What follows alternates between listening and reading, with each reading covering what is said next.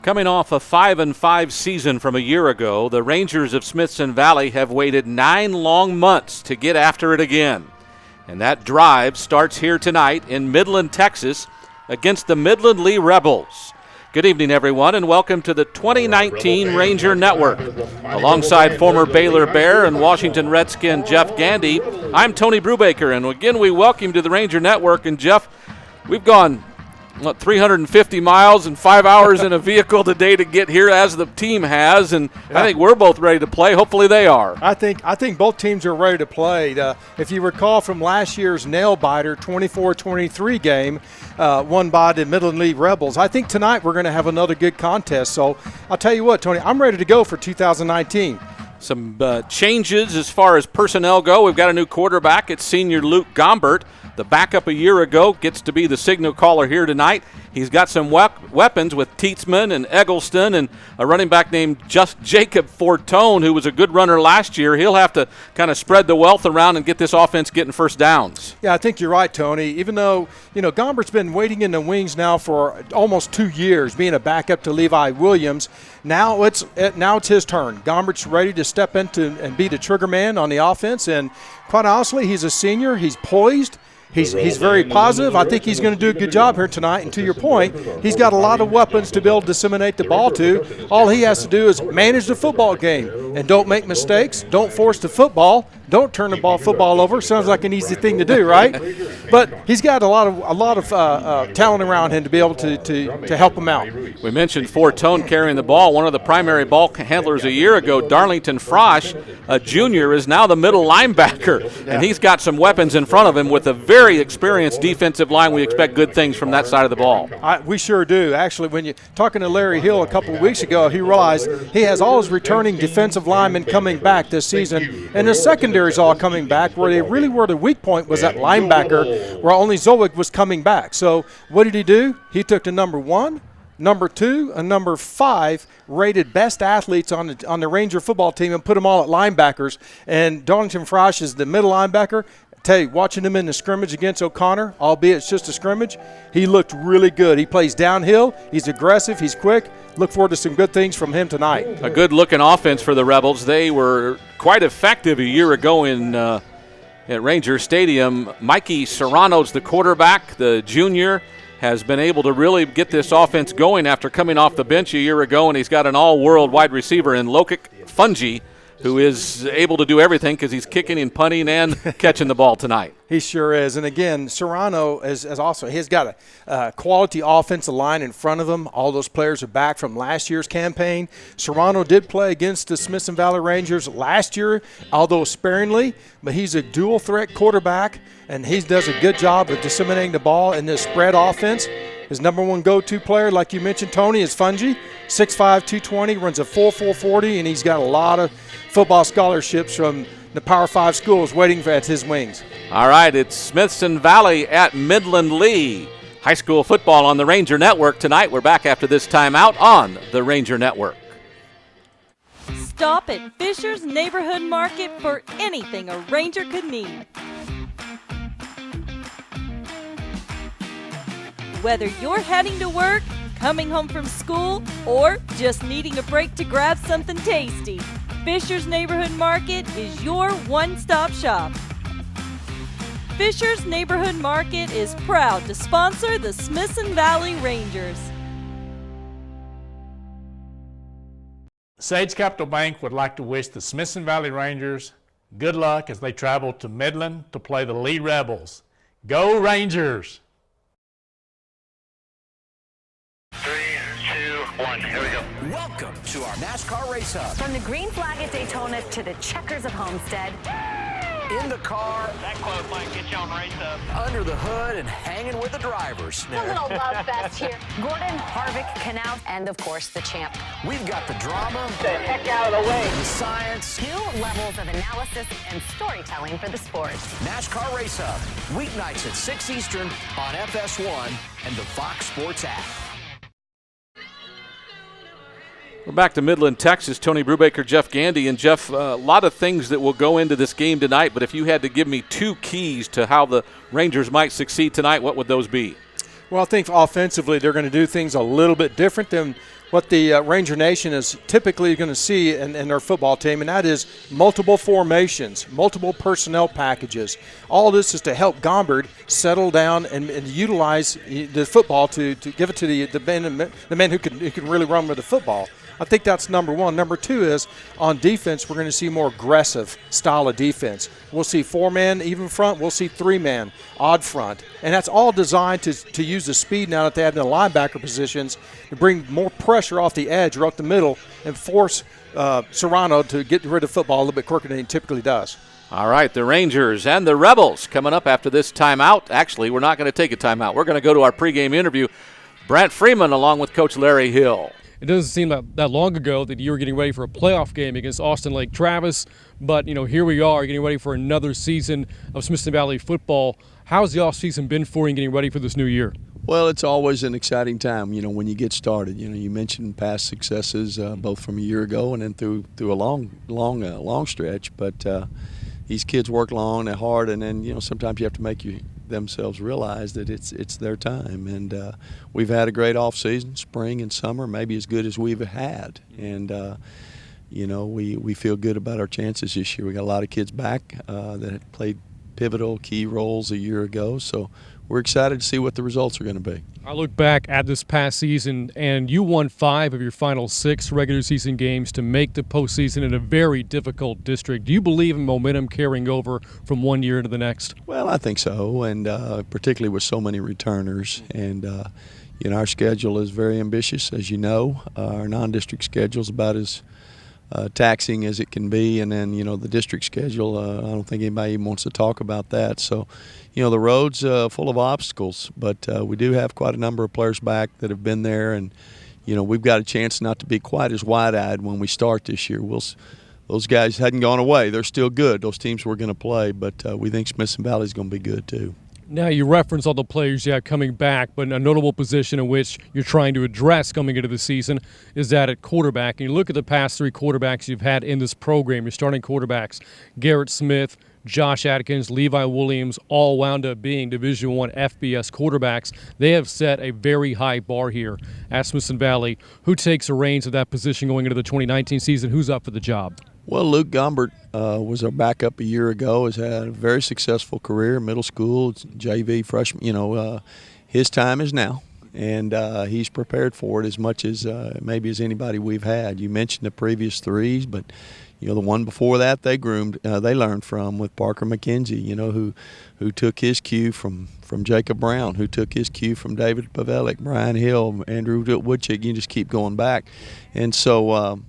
He's a different style of quarterback. All those 3 you mentioned were all different, and so we're tailoring the offense around his strengths, and he is a student of the game. He's got ability, got a real live arm, and so we're excited about him being under center. I mentioned just how well you played down the stretch last season, and your defense really kept you in a lot of ball games, giving you a chance to win the way that you did over the final half of the season. And defensively, you do have a lot of returners to this 2019 football team. Looking at the defense, how is it shaping up heading into the season? With 8 starters back, I can't remember us ever having that many. And in all my years here, and that wasn't by really any grand design. We had a little smaller senior class a year ago. That was one thing, but we had some talented juniors and sophomores. That was another thing, and then we've made some moves, moving some guys to defense that weren't over there. So we do have a lot of experience coming back. What does that mean? Does that mean we'll have a great defense? I don't know that. That's still to be proved one way or the other, but. We do have a lot of guys that will play pivotal roles that have been there before, and that can't do anything but help.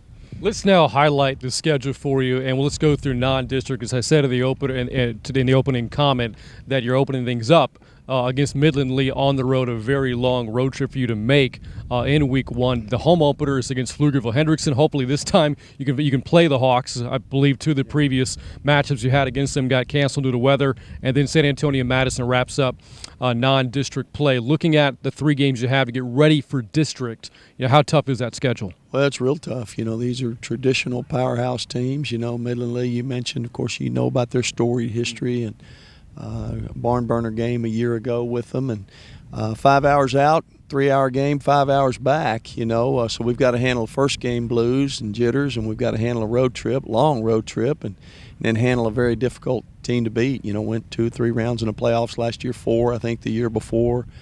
And are loaded, got a lot of guys back. So, we're up against it week 1, and we come home, play a very talented Hendrickson team. The one time we've played them went right down to the wire, and and then we got a Thursday game against Madison, short week, going to be on television. We're excited about that. That's a team that won the district championship and went a few rounds, lost to Lake Travis as we did a year ago. So, that's before we even can get to 26-6A. We've got to go through that gauntlet. And speaking of 26-6A and that gauntlet in particular, all the characters are all the same. Judson, Steele, Clemens, New Braunfels, Canyon, San Marcos, and yourselves. I mean, how do you get through this district and make the playoffs? It seems like the postseason is not a given for anybody.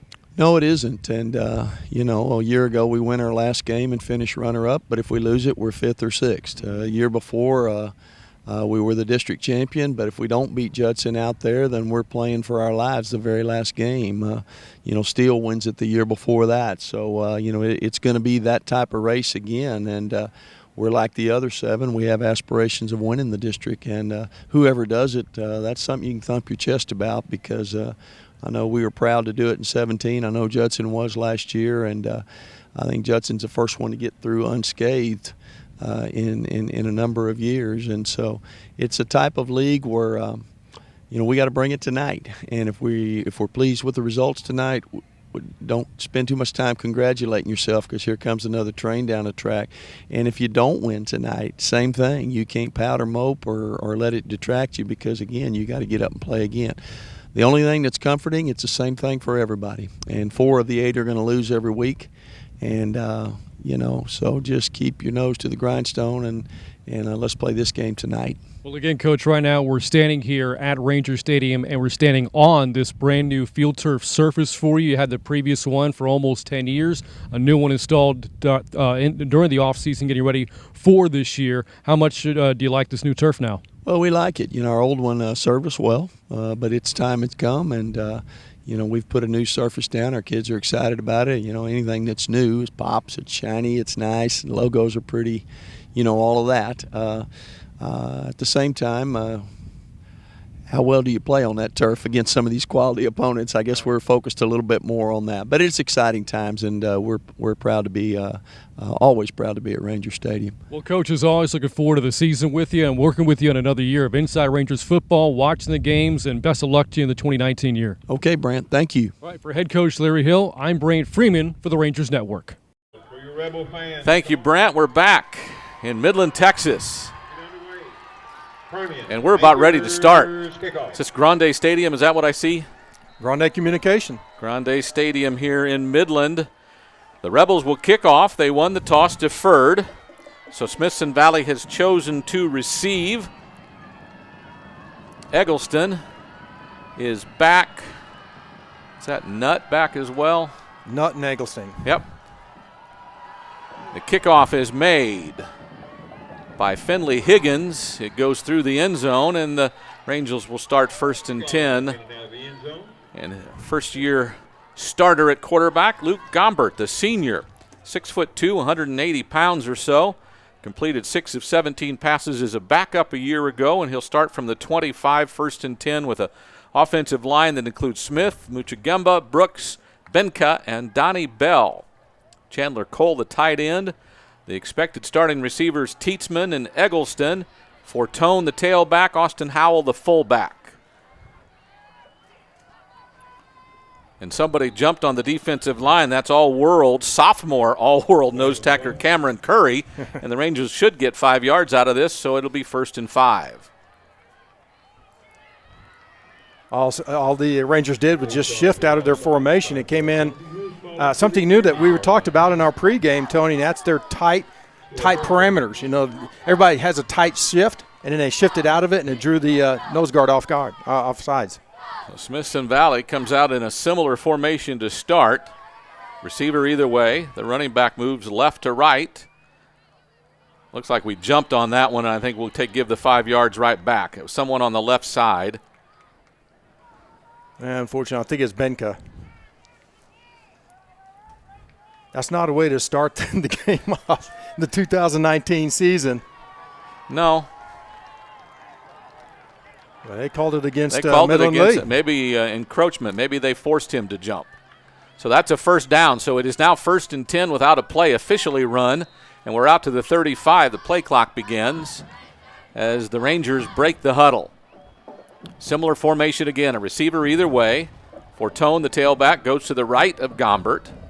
He'll slap it, take the snaps. Fortone going left. No, it's a fake. And it is hung on to by Gombert, who throws it out in the flat. It's incomplete, intended for Chandler Cole. Looked like the defender might have got there a hair early, but it is incomplete. It's 2nd and 10. That's something that we're going to see a little bit different. And that time, Gombert just does a little bit of a bootleg. He fakes it to Fortone, rolls out to his right and trying to hit the receiver in the flat. That time, Carl Taylor, the free safety, all-state material for Midland Lee, came up and made the hit.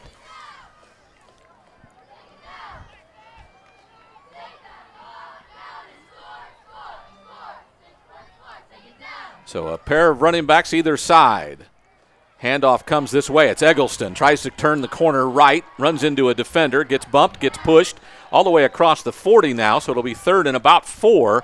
A whole host of defenders. Down at the bottom was Tracy Mackey and several others along with Mr. Curry. Well, that time the Midland Lee Rebels were in cover 3, so they had one of their safeties up in the box, and that play got some good yardage on 2nd down, but nevertheless, with that extra safety in the box, it's kind of a numbers game, Tony, and that time the Rebels were able to account for it. Both receivers in tight. Now one in motion. It's Eggleston. They fake it to him. Now Gombert over the middle, intended for Cole off the top of his fingertips and incomplete. That'll bring up 4th down from the 41-yard line. 4th and 4, and here comes the punt unit for the Rangers. Is a couple of passes. The first one, Cole was covered very well. That one he was open, and Gombert just missed him a little high, maybe too much adrenaline. Well, probably a little bit too much adrenaline. And again, it was a high percentage play, and that's what you want to do for a young quarterback, his first varsity start, and that's what he tried to hit Cole on a little curl route, but the linebacker, Charlie Gonzalez, tipped it incomplete. Low snap. The kick is low. A line drive gets a good roll. It'll go just inside the 20 before it finally comes down. Garrett Brooks with the punt. Goes officially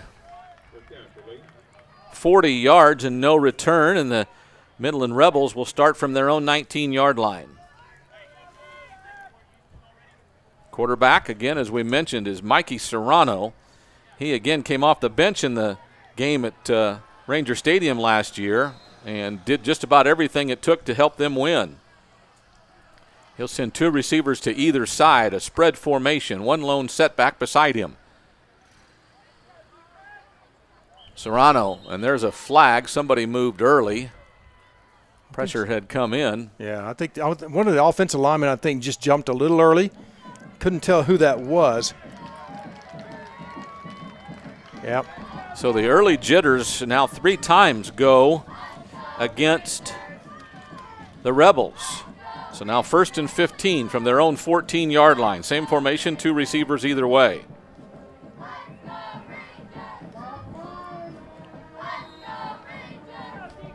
Play clock starts. Serrano calls for, gets the snap, looks right, wants to throw it right, pulls it down because he's got some pressure. No one was open.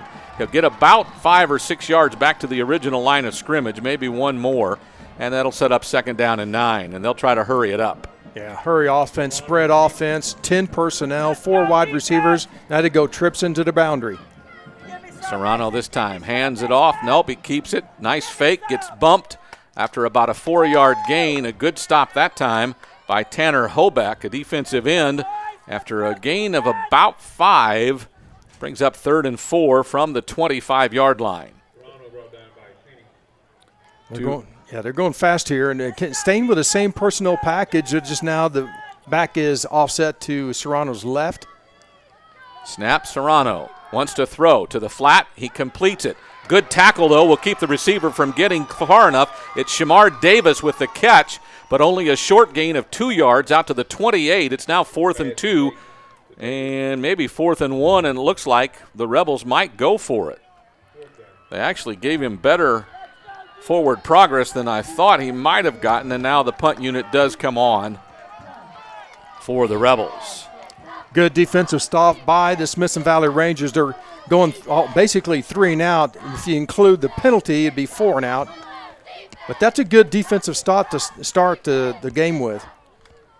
That all-world receiver, Fungi, he's also the punter. Somebody jumped on both sides. Their offensive line jumped, and then we jumped over the line. A low line drive with the wind at his back.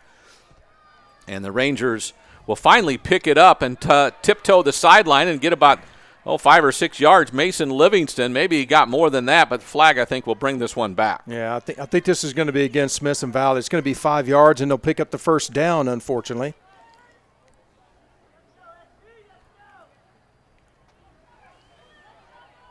Wait for the official's call. Yeah. Offsides against the defense. And on 4th and 1, that'll give the Rebels the ball again. Somewhere around the 33-yard line.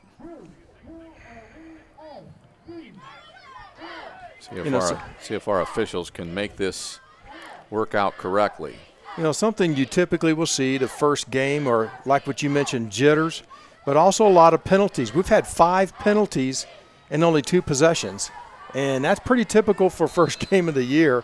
Unfortunately for the Rangers, that offsides cost them a dear first down. Now the defense is back on the field.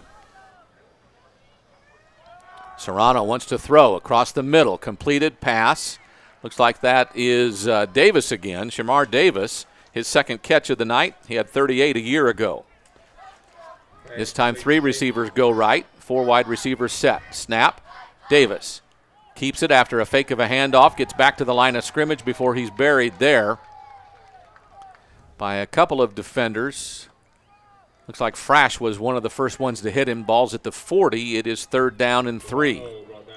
I'll tell you, Midland Lee do not change any personnel, any formations. They just keep coming at you with spread and one back, and they're going to run the same thing over and over. Looks like a completed pass, but no, they say it's incomplete. So again, it's 4th down and 3.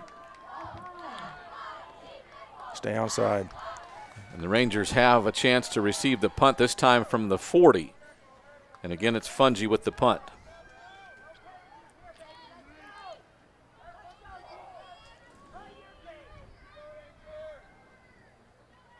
Better snap. Good kick, end over end, though. Not utilizing the wind very much, but it does get a Rebel bounce and goes inside the 20. It'll be down near the 15-yard line. So a good-looking punt from Fungi that covers a total of 43 yards with no return, and the Rangers will have it 1st and 10 from their own 16, and we'll keep it here with 8:08 to go in the first quarter. It is now 1 possession for each team. Not really a whole lot going on. They did get the only first down of the first quarter so far, and that was by penalty. Well, now to see what's going to happen. Everybody's got that first series jitters out on the first game of the year. Let's see now what the Ranger offense can do as their backs are against the wall here. 1st and 10 at the 15. Gombert takes it, fakes the handoff, actually gives it to Fortone. The ball go on the ground. Some reaction as if though he dropped it, but it looks like he fell on it if it did touch the ground. The gain is a couple of yards to the 18. It'll be 2nd and 8. Nice blocking that time. Just man-to-man blocking that time by 63, Ryan Benka and Taylor Brooks, the center. And they did a nice job of moving out their big nose tackle, Cameron Curry. Gave Fortone a nice little crease to make a few yards on the ball, on the gap. So again, receiver either way, they're tight on the right side. Fortone coming left, has the handoff, goes around the edge, gets a couple of blocks on the perimeter, and gets across the 20-yard line to about the 22. That'll bring up 3rd down and about 4 for the Rangers. Critical 3rd down here. What do you do with Luke Gombert? I mean, do you give him a read option, some sort of RPO? You stretch the formation out with your formation? I don't know. This is going to be a good call.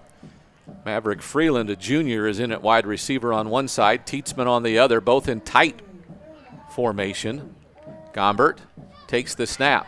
Fortone up the middle, has a crease, but then gets pushed back. Thought he had a seam that he might get there, but then the defense closed in a hurry. That's Young. Cameron Young again was there to put a stop to it. Well, again, Midland Lee going in cover 3. That means that safety is up in the box. That it really didn't have the numbers to be able to block all the defenders. And that time, the Lee Rebels just came up and made a nice big stop. I mean, it's just a numbers game. Brooks again. Low line drive into the wind. Gets a little bit of a roll. It crosses midfield. Maybe will go out of bounds inside the 45, and that's where the Rebels will start 1st and 10, and we'll take a timeout. We'll be back with their possession on the Ranger Network.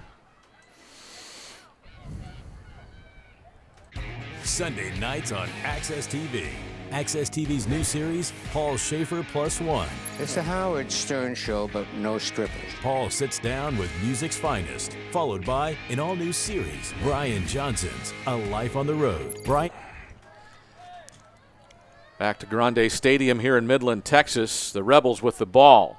Serrano wants to throw, looks down the field, a crossing pattern dropped. Oh my goodness. Oh my goodness. That one's going to go a long way.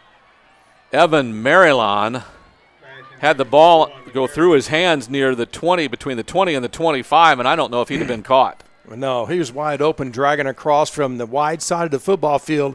Across the field, he was wide open with his safety. That time, I believe it was Livingston trying to chase from behind. It was good play-action pass that time by Serrano, and he just missed. Well, he didn't miss the pass. Actually, the receiver just dropped it. But he was wide open. That could have been 6 points. Sure could have.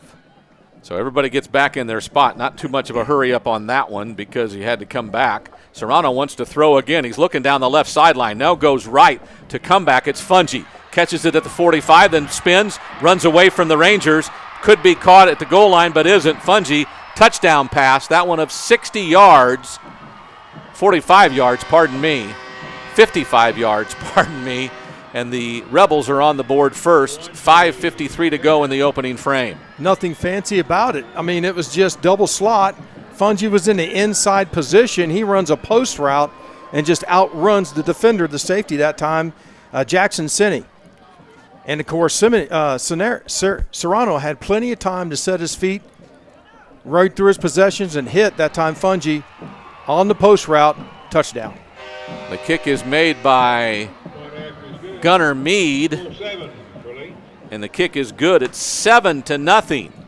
The Rebels have stunned the Rangers here in the opening quarter. We're back after this timeout on the Ranger Network.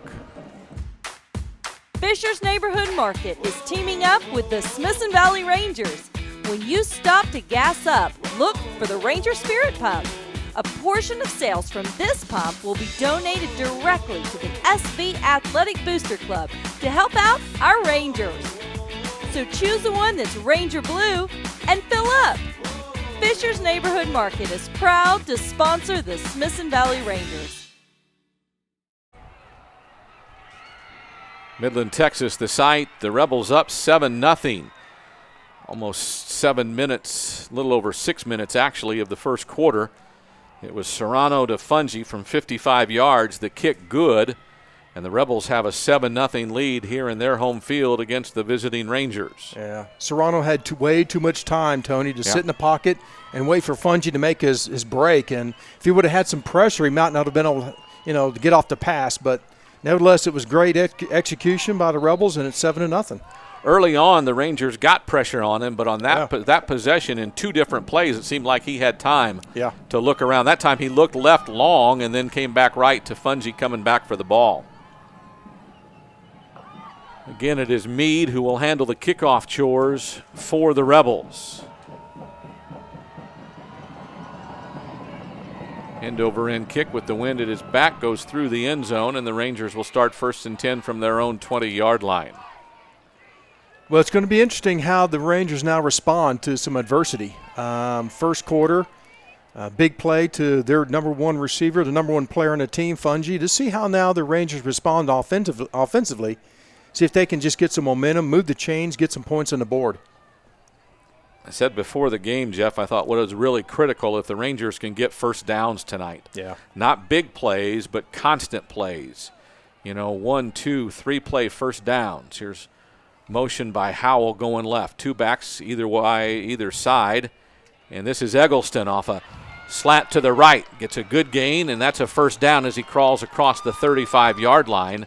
Should be 1st and 10 for the Rangers. Good formation. That's 21 personnel, just zone read to Fortone, who just Eggleston. To Eggleston, excuse me, and he picked off the gap on the right-hand side.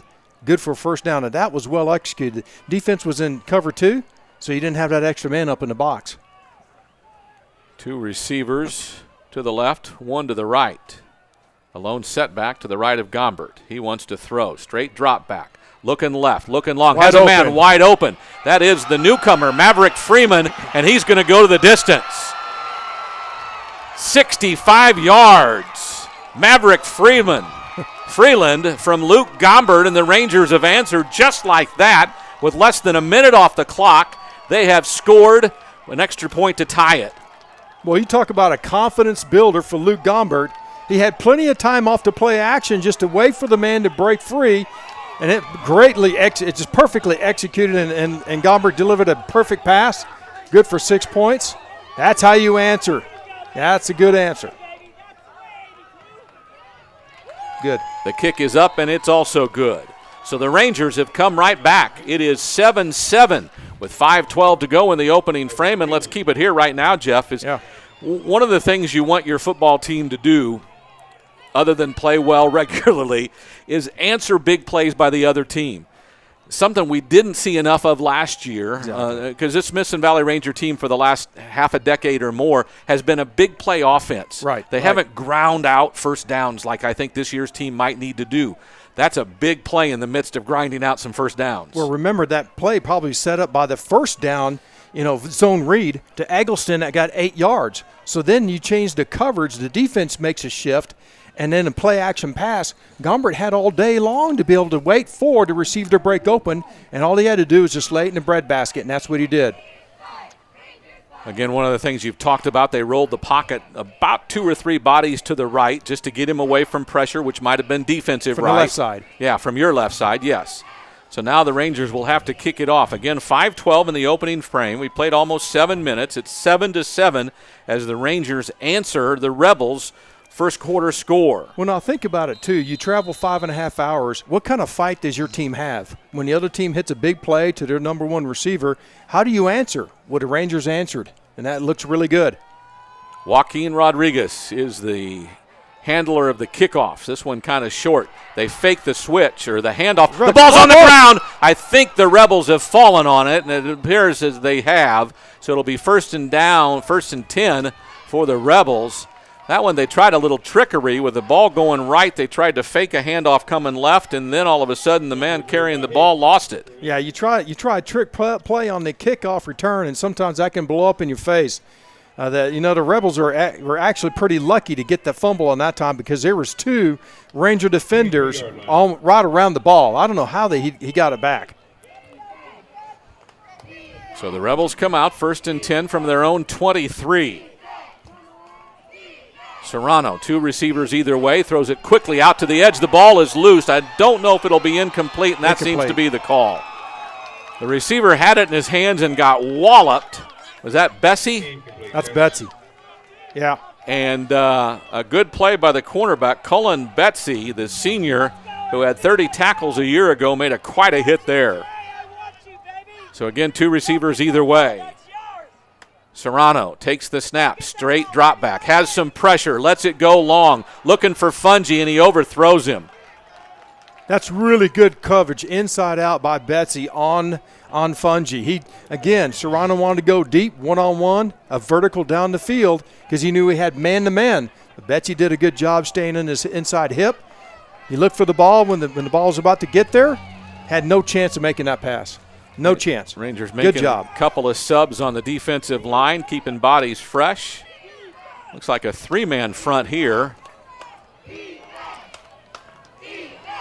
Double coverage either way.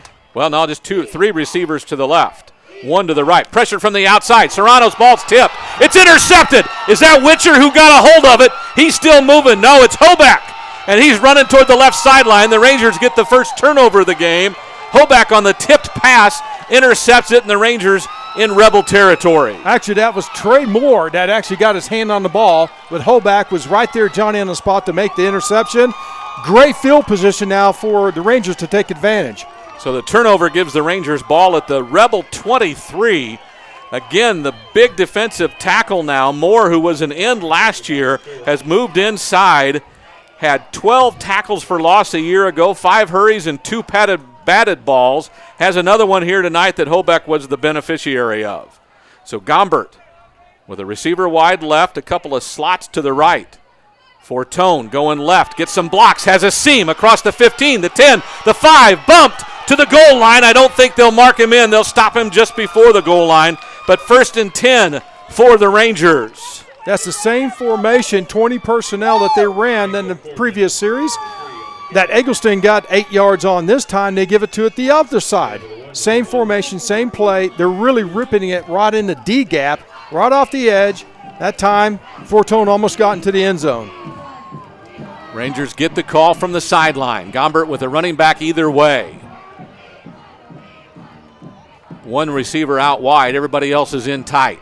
Gombert, hands off. This is Eggleston. No, it's Fortone. I think he's going to make it in, and he does. He's called in. Touchdown, Rangers. 13-7, an extra point to come, and the Rangers have taken their first lead of the season with 4:02 to go in the opening quarter. You bet. Take advantage of the tipped interception. 2 plays later, back in the end zone. Well, this is what we traditionally see from Ranger football. There you go, JD.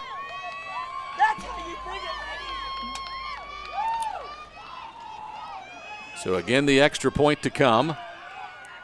Gombert is the holder. Cole, the snapper, the kick up, and it is good. 14-7. The Rangers have jumped out on top. 4:02 to go in the opening frame. We're back after this timeout on the Ranger Network. Good things come to those who wait. At QVC, we say better things come now. Get it now. Pay over time. No extra charge with Easy Pay. The best news, you can use it on everything. Yes, everything. All the great brands you love and new products you'll discover. So why wait? It's Easy Pay every day. Now through September 30th. Shop QVC and QVC.com.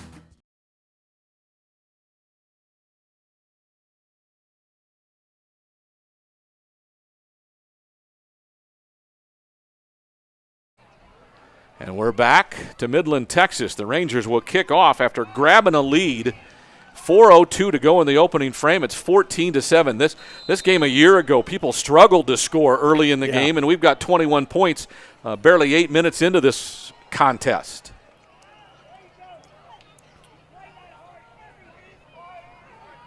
Rodriguez with the kick into the wind. High end over end kick, fielded at about the 20. This time they hand it off.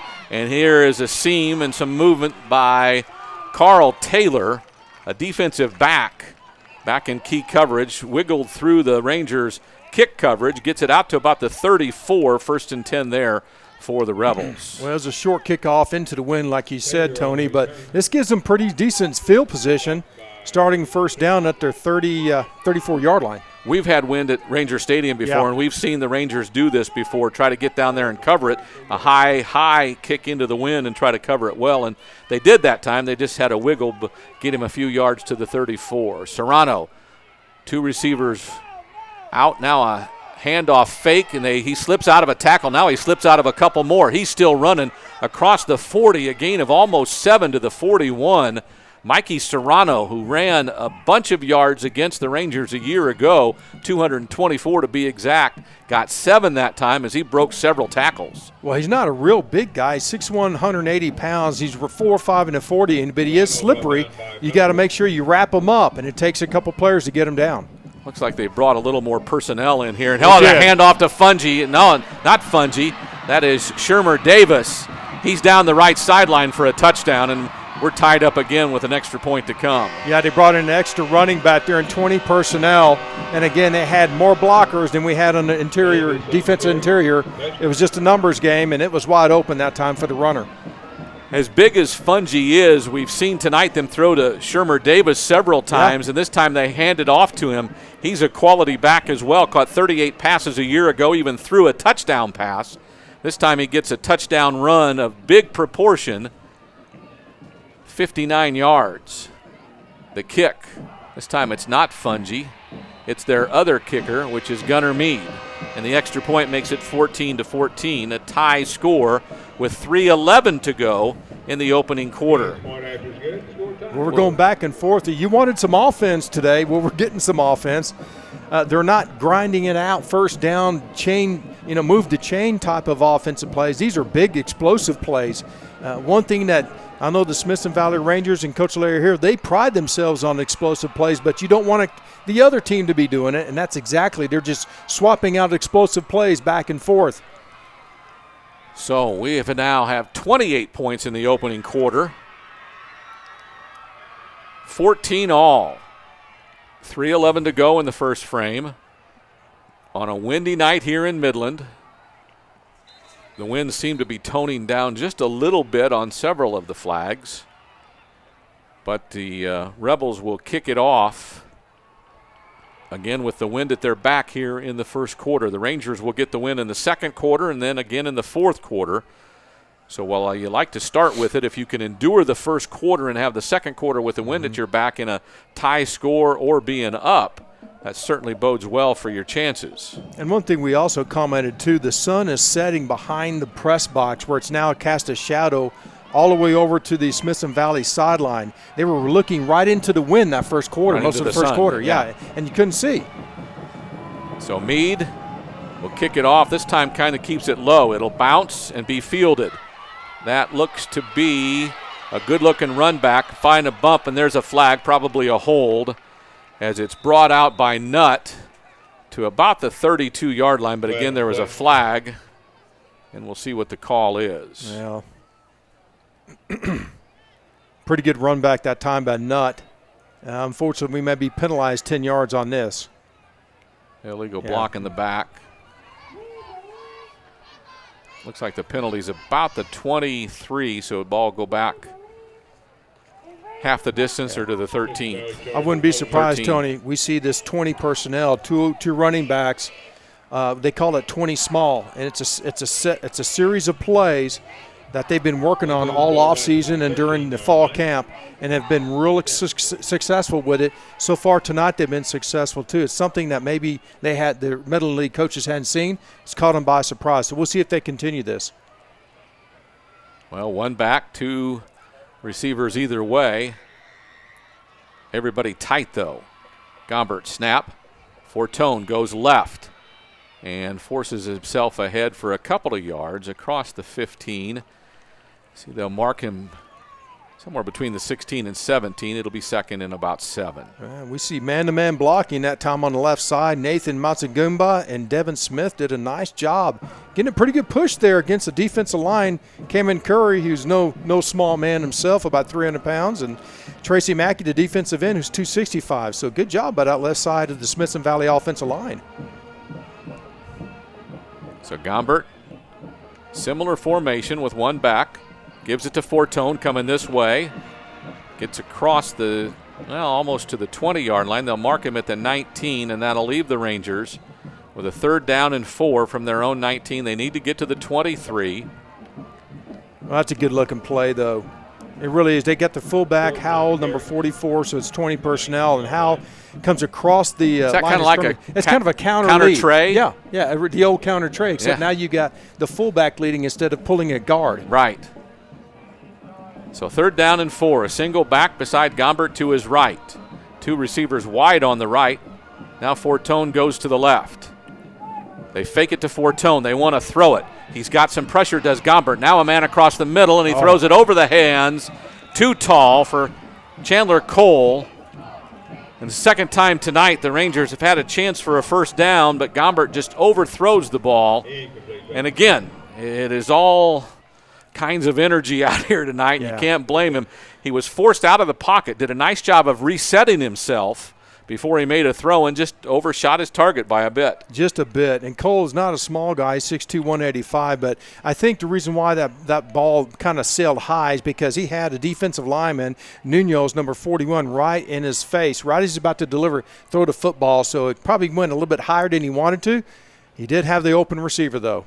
And there's a kick into the wind, which won't go very far. That was kind of a sideways end over end that Brooks hit. And it looked to be caught by the wind a whole bunch, and it kind of knocked it down and sent it near the near sideline. With 1:30 to go in the opening frame, and the Rebels still with the win, start on the Smithson Valley 43-yard line. Yeah, bad field position if you're thinking for Smithson Valley. Now the defense comes out on their own 44-yard line.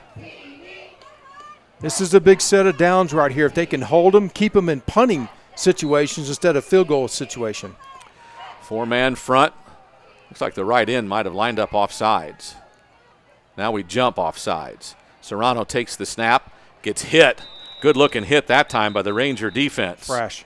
It is Frash who make the hit first, but I think they're going to get a free 5 yards with the offsides. Yeah, unfortunately, they had a safety blitz off the perimeter, the Smithson Valley defense, and that was a good call that time by Coach Craig Worcester. It was the right call, but just the blitzer was offsides. Good hit that time by Frash. By Frash, yeah, I'm telling you, he plays downhill. I like that as a Mike linebacker, going right off reading his keys and filling right in the hole. So 1st and 5, 2 receivers right, 1 to the left, a slot and a tailback right on the formation. Serrano fakes the handoff, keeps it inside the defensive end. Now he's loose across for first down yardage across the 30, then the 25. And he's got a nice gain and some extracurricular stuff at the end there. Nice looking play, though, at the end by Mason Livingston to bring him down. It's first down for the Rebels at the Rangers 24. Again, zone read. This time Serrano just keeps it. He's slippery to tackle, and he picks up enough for the first down. Serrano wants to pass, now throws it low. That time looking for Evan McMaryland. And he threw it at his feet or even lower, so it's second down and 10 from, again, the 24-yard line. Serrano had happy feet that time, Tony. Yeah. He never got his feet set in the pocket. That's why the pass went right in the dirt. It was a bad pass. He had an open receiver, just never got set. 3 receivers left, 1 to the right. The setback is to the left. Serrano gets the snap, fakes the handoff. Now he actually gave it up. And the running back still running. My goodness. Oh, goodness. Quiros gets loose inside the 10, then inside the 5. It's 1st and goal from the Rangers 3. Ryan Quiros, the senior running back, hadn't really heard much of him tonight until that one, and he kind of busted that one open. Well, usually he's a blocker for Serrano. This time Serrano gives him the football, and he squirts through for now 1st and goal on the 4. Davis is the setback on 1st and goal. Actually, they snap it straight to Shamir Davis. Yeah. He'll just get a couple to the 1. It'll be 2nd down and goal from there. Nothing fancy. That's just basically, shotgun formation. Quick snap to Davis, and he tries to go where the lead blocker is right now, Carreros, and Smithson Valley defensive line just stood him up. So again, as the quarter ends, it's a 14-all score, but the Rebels are knocking. We're done with 1 quarter. We'll start the 2nd quarter after this timeout with the score tied at 14. This is the Ranger Network. Score tied 14. All new on Travel Channel. We're the Ghost Brothers, A team of paranormal investigators helping frightened families find peace in their haunted homes. My dream home has become my nightmare. We got to help this family And use our expertise. Whatever's in there is dark. To shed some light on these dark spirits. What the heck is going on in y'all's house, bro? Move over, Ghosts. We're moving in. All new Ghost Brothers Haunted House Guests. Friday at 9 on Travel Channel. Sage Capital Bank would like to wish the Smithson Valley Rangers good luck as they travel to Midland to play the Lee Rebels. Go Rangers! The Rangers on the road tonight against a team that went 9-3 a year ago, won a couple of playoff games. The year before won 3 playoff games. So this is a traditionally powerful team here in the late 2010s. And they are a good football team again this year, laden with senior starters. And they have the ball on the goal line at the 1-yard line. It's 2nd and 1 as we start the second quarter, tied 14 all. Davis again with all kinds of blockers in front of him. Actually, they snap it to number 30, and in for the goal line is Alejandro Salazar. So a little bit of a different look that time. Or is it 38? Pardon me. That is Charlie Gonzalez. A linebacker, defensive lineman, gets the touchdown from 1 yard. Well, it's just nothing fancy there. They just overload one side of the football with more blockers than what they have on defense, and that time Gonzalez just gets in for the go-ahead touchdown. The kick is up and good, and the Rebels have taken a 21-14 lead. We've only played, 4 seconds of the second quarter, and the Rebels have taken the lead here in Midland, and the Rangers will get ready to receive another kickoff here. Well, I'll tell you what, field position is so important in football, Tony, and that whole series and that touchdown was set up by a poor punt, and in fact, where Midland Lee had great field position. So, again, everything is built upon the play before. And so when you have a negative play to say, or a botched punt, or a really poorly punted football, you get your defense or their back against the wall. It's tough, especially against a good football team like Midland Lee. So the Rangers have more work to do with this quarter, the wind at their back. The wind remains stout. I don't know that we estimated a whole bunch, but probably 20 plus most of the time. This time still at least 15 to 20 miles an hour. That's considerable wind, so maybe this will be better field position.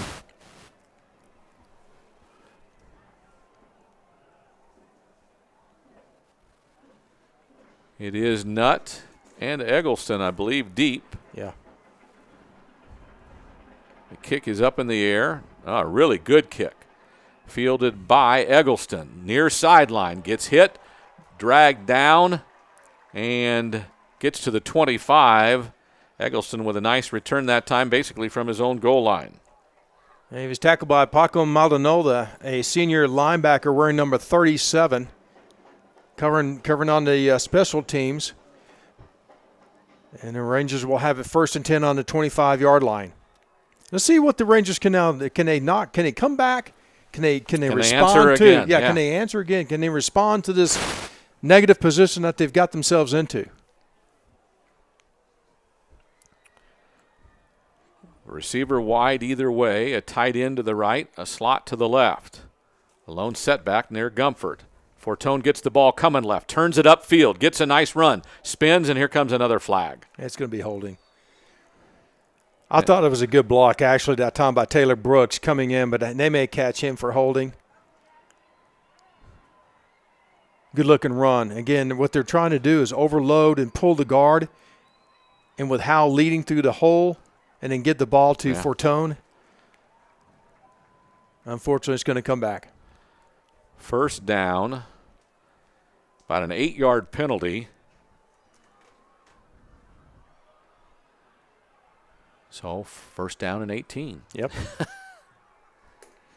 The hold occurred at the 27, so that's why the ball went back 10 from there. So, Gombert, 2 receivers right, tight end in a slot to the left.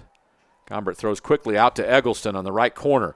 Beats one defender, spins away from another, but barely gets back to the line of scrimmage as they'll mark him just short of the 25. The Rangers have 2nd and long. Well, again, that was just kind of that spread formation, trips formation. Eggleston's out there in the slot. They get a quick pass to him, see what he can do. He's one of the better athletes on the football team. He's extremely quick, has a lot of speed, and all he has to do is make one defender miss, and it could be a touchdown city. And that time, it just didn't happen. Number 3, Carl Taylor, the free safety, came up and made a nice hit.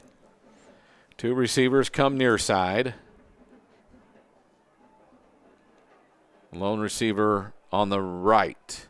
Gombert throws it down the field, intended for Eggleston. I don't know that he ever really saw it, but he couldn't get to it, and it goes incomplete. Yeah, he had a step or two on the safety. I mean, if he could have just had a chance to get his eye focused back on the football, he might have been able to make that catch. But anyway. The pass led him to the sideline, Smithson Valley sideline. I don't know that he saw that quick enough. Well, he was trying to get around the safety, right, and I think he just lost focus of the ball, yeah. So 3rd and 11 from the 24. Rangers really need a first down here in tough territory. Down by a score, 21-14 to the Midland Lee Rebels. Watch a bootleg here.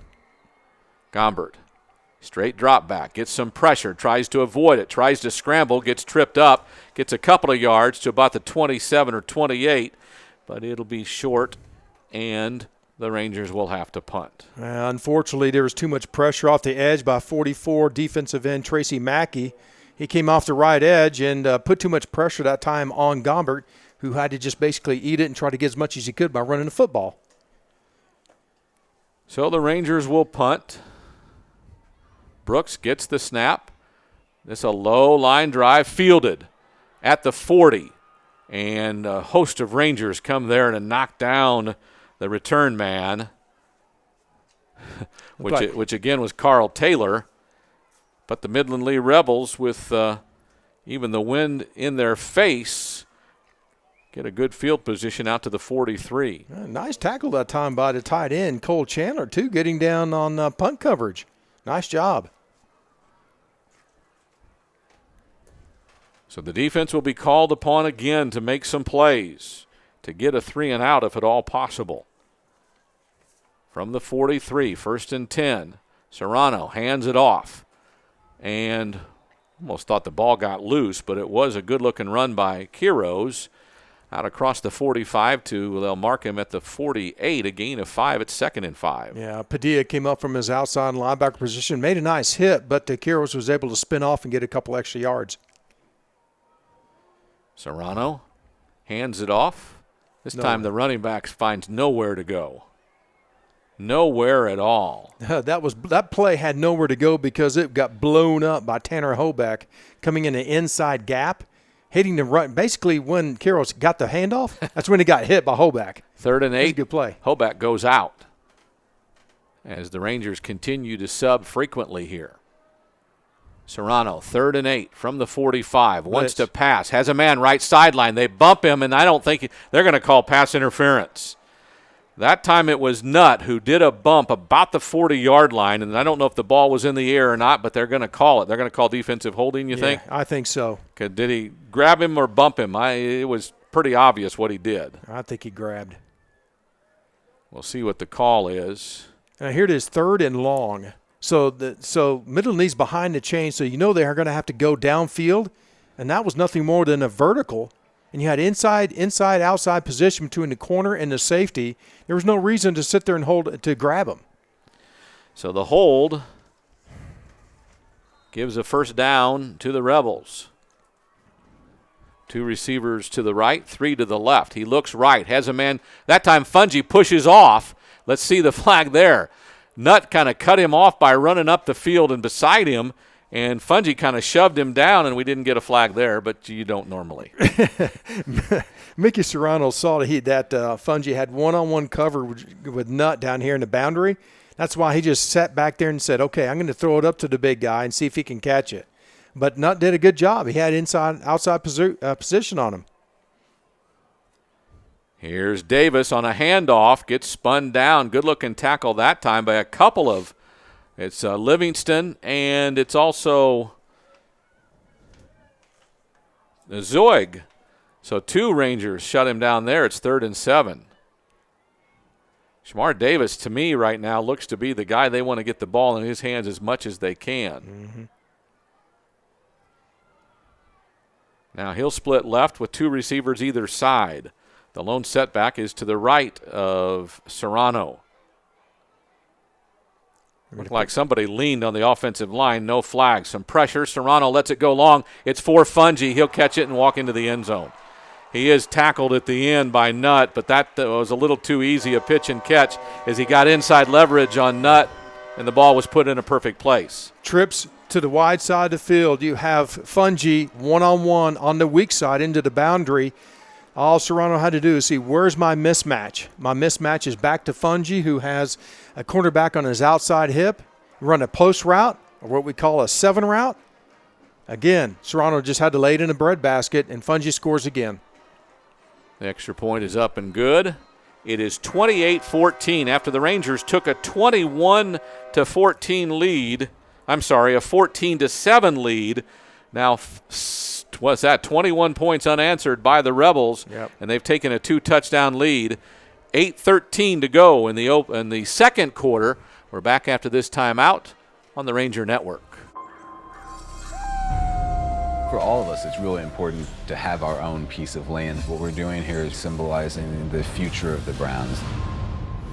It's really important to have the houses finished before the snow locks us up. This is going to be a long, hard winter. An all-new episode of Alaskan Bush People, Sundays at 9 on Discovery. Watch Discovery. GVTC, Channel 554.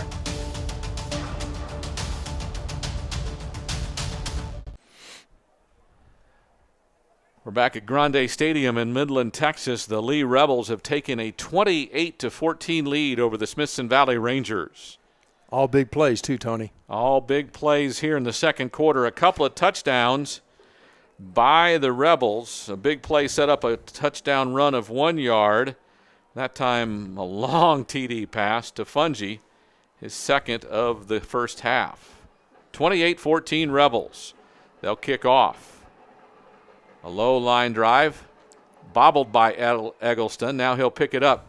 Sideline of the Rebels, gets the sideline across the 30, pushed ahead across the 35 before he's gang tackled, but not until a good run back by Greg Eggleston, the senior who is being asked to do more offensively for the Rangers. Well, let's see what offensive coordinator Jeff Shin and Larry Hill are going to dial up for the offense now. They've had some success running that little counter tray and 20 personnel, and actually Luke Gombert's had some success throwing the football short. So let's see what they can do to stretch the defense, keep them off guard, and just move the chains. Make some first downs, eat some time off the clock. All right. Rangers kind of in tight personnel again here. Gombert. Handoff coming left. Fortone gets a block, then runs into a crowd of players. That is 27. Jasper Partridge, a backup on the nose tackle position, who fought through a couple of offensive linemen and just got in Fortone's way. Yeah, well, that play was kind of too slow to develop, actually. When you're going against the Midland Lee defense, they've got a lot of speed, particularly at the linebackers and defensive line. You just had no chance of making that thing work. Looks like Jeff Shin is changing the play from the sidelines. Gombert tells his offensive line the change. 3 receivers right, now 1 comes to the left. The Rangers call a timeout as the play clock was down under 5 seconds with 7:19 to go. In the second quarter, the Rangers trail the Rebels 28-14. We've got a timeout on the field. Back after this timeout on the Ranger Network. Matt, we are excited to hear what you have come up with for the new Sage Capital Bank jingle. You are going to love it. We think it really embodies Sage Capital Bank. Emotes class, tradition, effort. Well, just give it a listen.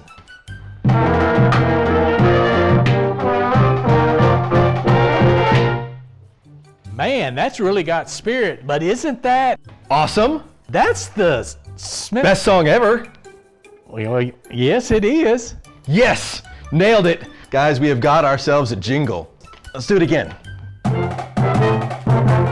Sage Capital Bank is proud to support the Smithson Valley Rangers, and you can bank on that.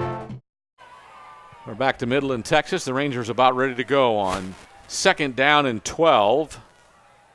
Gombert has 1 receiver wide right.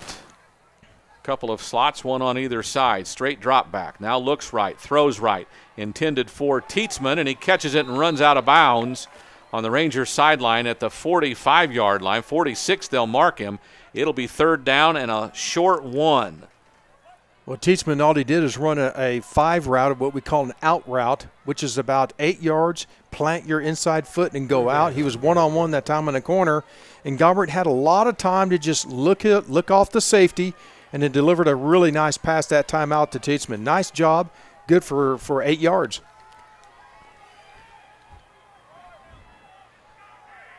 So the Rangers kind of spread 2 guys wide left, 2 backs in the backfield. Gombert calls for it, hands it off, straight up the middle. We got a first down. Ran like Fortone. We'll see who it was as he gets off the ground. It was Fortone. A good gain of almost, 5 or 6 yards to the 49 of Midland Lee, and it's a Ranger first down. Yeah, I think their offensive coordinator Jeff Shin's doing a nice job of mixing up the formations and mixing up the plays where the defense is having to stay in cover 2.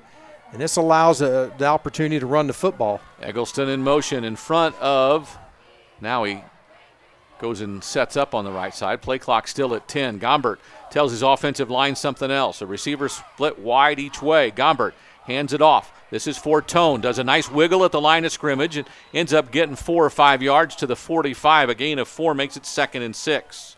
It looked like Fortone, his original hole was covered up, so he just bounces outside. They did a nice job picking up 5 yards where maybe he didn't have any yards to gain on that pass. Without a doubt. Yeah. Kind of put that left foot in the ground and moved to the right and got a hole. Good enough for 4 yards. 2nd and 6 from the 45 of Midland Lee. 2 receivers left. Gombert fakes the handoff, throws it to Eggleston on the edge. Has some room across the 40. Tiptoes the sideline inside right to the 35. That'll be good enough for another first down on a good-looking play of about 10 yards through the air. Yeah, well, when you're ahead of the chains, you can do things on the perimeter and mix it up a little bit, see? Because you're not 2nd and long, 3rd and long. You're actually 2nd and short. So now Jeff Shin, the offensive coordinator for Smithson Valley, he can really open up the playbook. Sideline sends in the play. Receiver left, 1 right, both in tight. Fortone right of Gombert. Fortone fakes the handoff left. Gombert gets away from pressure. Looks for someone open. No one's really open, and he just throws it out of bounds in the end zone. Lives for another play. Yeah.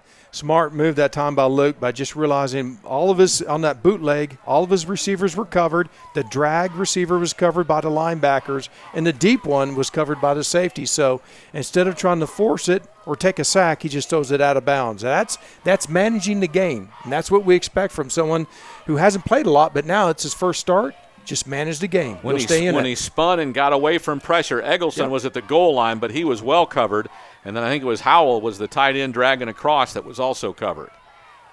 So 2nd and 10 from the 35. Similar formation. Gombert gives it to Fortone up the middle. Fights for 4 or 5 yards to inside the 31. We'll call it the 30. A gain of 5 makes it 3rd down and 5. And now it's a big 3rd down and 5, almost 6. Almost. Yeah. So do you spread the formation out and give it in Eggleston's hands? He's the playmaker for the Rangers. What we haven't seen tonight, we've seen it faked, I think, twice, is the wide receiver sweep. Yep. We haven't seen that happen tonight. I don't know that we will here either. 2 backs now, 2 receivers right, a back to either side of Gombert. 3rd and 5. He gives it to Eggleston, coming left, finds a seam, gets a first down, gets across the 20 before he's dragged down by Carl Taylor, but not until the Rangers get another first down. Nice execution on that run, and I tell you, a really good block, Tony, by Austin Howell, who lined up as a fullback in the wing position. He took his man down. That was a really good-looking play, and that hole opened up. Nice block by Howell. The 9th play of the drive at the 17-yard line. 4:50 to go, 2nd quarter. The Rangers down 2 scores, but would dearly love to get a touchdown here. In fact, it's almost a must touchdown in this situation if you want to stay in the game. Gombert surveys the field, has a back either side of him. Looks like they give it to Fortone coming left. Not a whole lot of room. He gets maybe a yard to the 16 before he's shoved down by a bunch of defenders, including strong safety Anthony Gonzalez. Yeah, and also that time Damian Garcia, the outside rover, kept his outside position. Therefore, Fortone had nowhere really to go.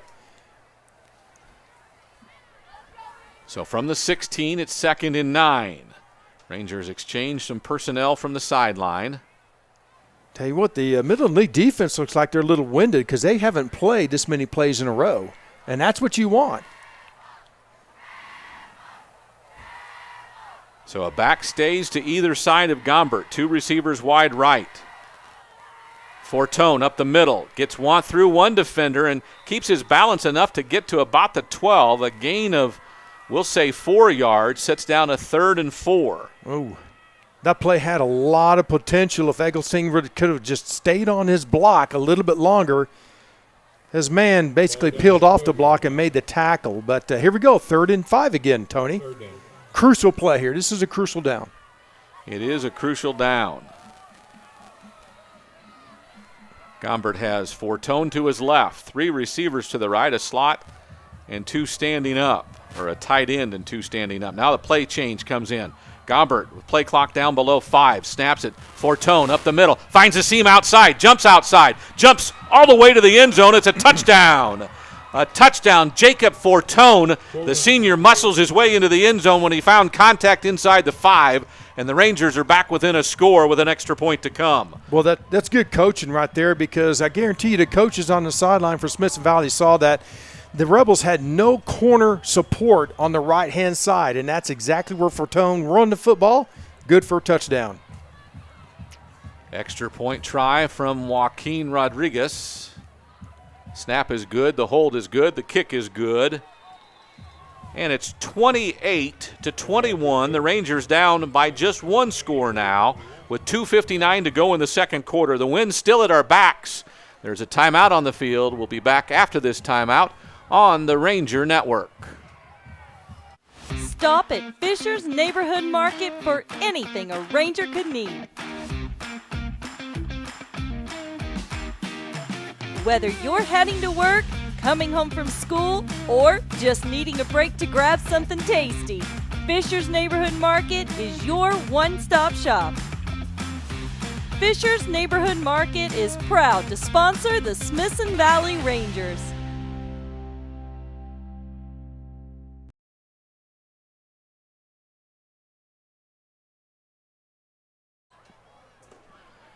Well, we're back to Midland. 2:59 to go in the first half.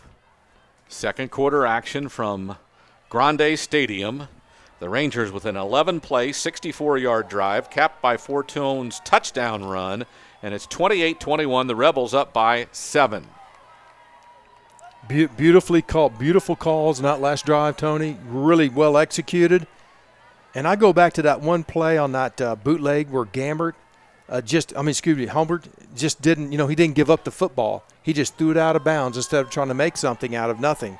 End over end kick with the wind at his back will sail through the end zone, and the Rangers will watch the Rebels start 1st and 10 from their own 25. On what might be the last play of the first down, if the Rebels can get at least one first down. But the Rangers hoping to turn it over here. A little 3 and out might give them a chance for another score here in the closing minutes of the second quarter. Well, if you tackle them and force them to, in other words, it depends on what happens on first down. Actually, when Smithson Valley, Coach Hill wants to use his timeouts to stop the clock, give his offense back on the field in a favorable situation. 2 receivers either way. Serrano wants to throw it. Has a man across the middle. Good defense that time. A great pass breakup by Blake Bowman, a backup safety. Got a hand on that as the pass was intended for, I think it was Davis, and he knocked it down. Davis dragging across the middle, and you're right. Great play by the safety, just keeping his inside position and knocking the ball down.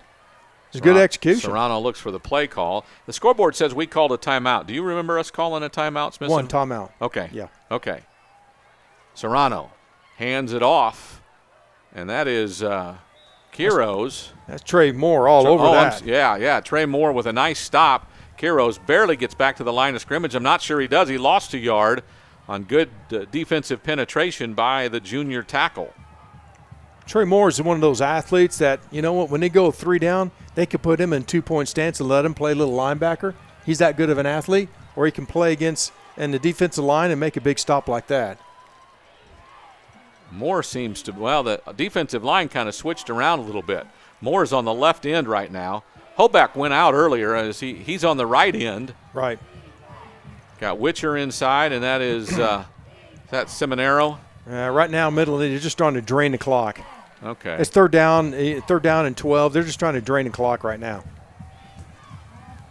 So we'll keep it here during this one. 2:05 to go, second quarter. Rebels up 28-21. Little strategically being strategy here, playing by both head coaches. Midland Lee not even having a chance of getting that first down. Now it's third down and long.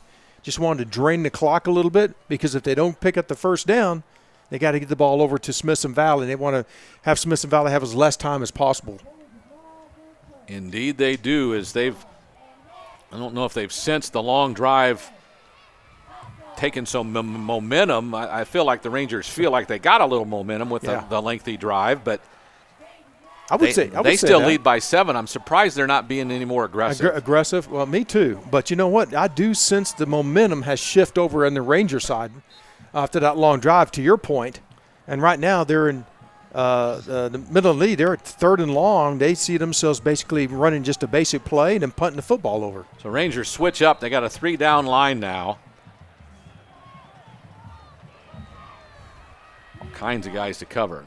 Try to drag someone short, and there's pressure in the backfield, and they'll sack Serrano back inside the 15. That's Trey Moore again. Goodness, Rangers fired up defensively. Hobeck was there too, along with Trey Moore, and the Rangers put a stop to the drive. They'll mark it back to the 15. It'll be 4th and 20. Well, let me tell you, Trey Moore is going against number 71, Eric Cisneros, and 67, Zach Heller. He's usually double-teamed because they went 3 down linemen that time. Yeah. And let me tell you, he just split them. And both of those offensive linemen from Midland, they're really good. They're seniors. One of them's an all-state material. And Trey Moore just beat them both. Play clock will go down. Well, they call another timeout here as they're trying to get the game clock under 1:20. Yeah. They will call a timeout, 1:15 to go. Well, the clock ran a little more than it should have. 1:14 to go. We'll see if they change that, because it should be 1:16 when the clock ran out. So the timeout should have been called in. But we'll see if they put it back on. It doesn't matter at this point, I guess, unless you're a Smithson Valley fan. Yeah, that has to be called down on the field by the judge who's keeping the time on the field. I don't think they're going to do it. I don't think they will either. So the second timeout called by Midland Lee stops the clock at 1:14. They'll punt from their own 15-yard line into the wind, which has died down immensely on every one of the flags that I see. So probably less than 10 miles an hour at this point. Yeah. But it's still the wind. And the Rangers will send Mason Livingston back to cover. So the Rangers will get the ball somewhere around a minute to go here in the second quarter, down by 7 points. The snap to Fungi almost goes over his head. Good adjustment. Backing up, he kicks it. A beautiful kick. Livingston will field it at midfield and make a fair catch there, and that's where the Rangers will start. With 1:07 to go in the first half, down by 7. Rangers have 50 yards to go for more pay dirt. Well, if Fungi wasn't 6'5", he probably wouldn't have gotten that snap, because that snap was going way high over a typical punter's head. If he is a typical punter, and I don't care how tall he is, if he's not as athletic as Fungi he wouldn't have gotten that he snap. doesn't back up and catch that one above his head. And then he gets off a 50-yard punt almost. 40 yards on the punt. Rangers will start at their own 49. See if they can put together a shorter drive. How about 1:07? Fortone the lone setback. Gombert across the middle, intended for Tietzman. All kinds of coverage there. And that was a dangerous pass for Tietzman. Yeah, that really was. Was that Franco? Well, somebody got shook up. Luke Gombert probably should think about throwing it into that coverage right there where the safety's sitting there waiting for that slant pass. That probably had no chance of getting in there. It might have been Anthony Gonzalez who got kind of shook up on the play. Yeah. Looked like he hurt a hand. So on 2nd and 10, after the incomplete pass, the Rangers will go again from the 49. Gombert with one back to his left, 2 receivers right, 1 to the left.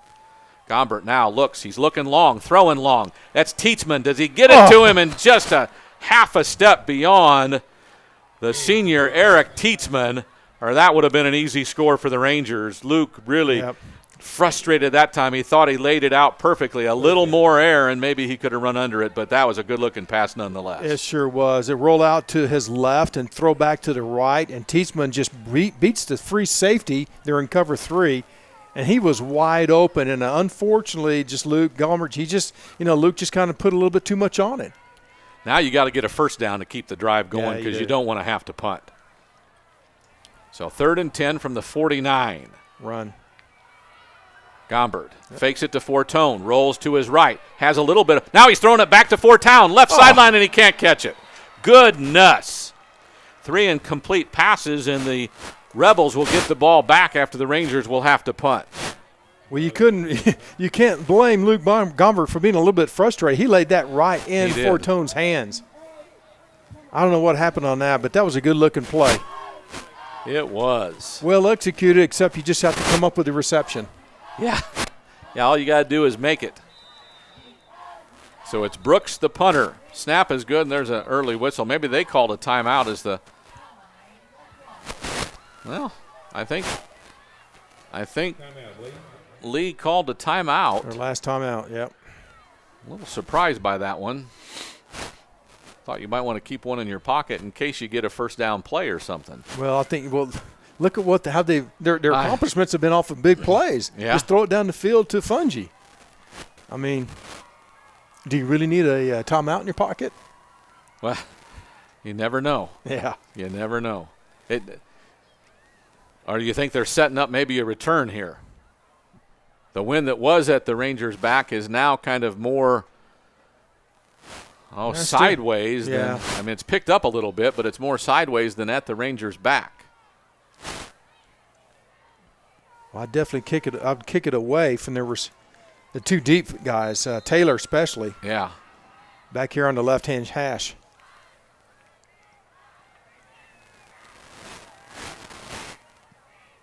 Brooks is more of that rugby-style kick, and it'll angle out of bounds inside the 25 at about the 23. Take off about 2 seconds off the game clock. Yeah, in that situation, I just don't see that's a big advantage. If you're going to kick it out of bounds, kick it rugby style, but just keep it in the field of play. Let that clock run down. So the Rangers defense obviously needs to prevent any kind of a big play. It's 1st and 10 from the 25. Rebels Serrano with 3 receivers right, 1 to the left. The one on the left just moved. Serrano hands it off, and no room there. But that's really good defense that time. That was Young, Mikayla and Young. Yeah, Zoig was out there too. And I'm going to tell you we got an injured player down here. It looks like that's Nutt. Oh, no. Hobbled up, maybe a cramp. It looks more like a cramp than anything else at this point. As he just, the trainer's out to kind of pull his toes back. Yeah, Livingston comes out. I guess he'll replace him on the corner. Well, good defensive play that time. That play had no chance of gaining anything because great pursuit, particularly by Zoig from his outside linebacker position, and kept his outside position, strung the ball out. Ball carrier had nowhere to go. In fact, he lost yardage. Yeah, it does look like a cramp. So Nutt will go to the sideline and get rehydrated as we're waiting for him to cross. The play clock down to 30 seconds to go as that play went out of bounds. Well, you've got a situation where Fungi's 6'5", and you've got Livingston, who's 5'11", down here, or 5'10", excuse me. They're playing a little zone, though. Rangers with a 3-man front, no doubt will blitz someone. We'll see who it is as they try to put pressure on Serrano. He'll throw it quick out to Fungi, runs into his own man, then gets wrapped up and shoved out of bounds after a gain. What is that, 4 yards maybe to the 22. Clock stops at 24 after the ball goes out of bounds. I think forward progress. Now they do wind the clock. The forward progress was stopped before he was shoved out of bounds. So the clock runs, and Larry Hill called timeout. Larry Hill calls a timeout. Third and about 15. Ball's at the 21. So the Rangers now. I don't think either team's done a good job with clock management towards the end of the second quarter here. Well, the second quarter seems to be dragging just a bit. Yes, it does, as both coaches have tried to utilize every timeout at their disposal. Rangers still have one left, 24 seconds to go. They've got to have one more stop and then receive a punt as time's basically running out would be my guess. I guess they would run the ball here. Well, he's thinking he wins at your back. You got them back in their 20-yard line. Get some decent field position or at least go for a block, one of the two. Yeah, maybe so. Fungi's out to the Rebel side.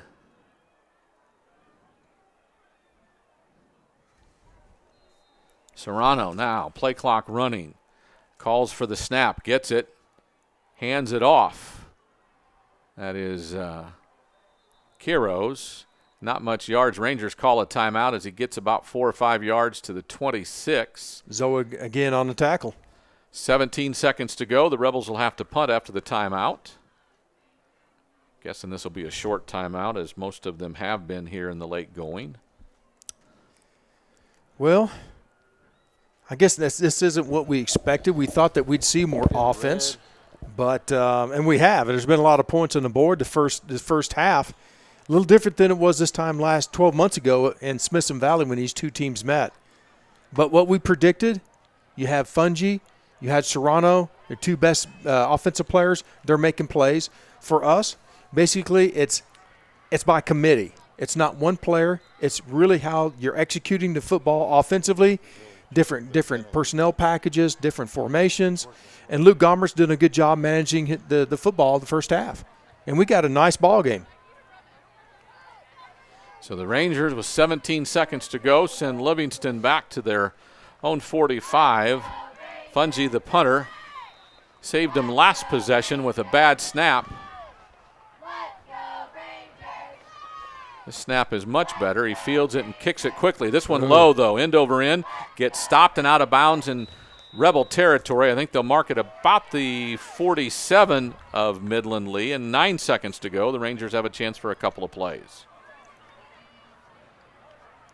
Well, you're in position to maybe throw the football, get out of bounds, and then get your field goal team on the field and try a long 50-yard field goal.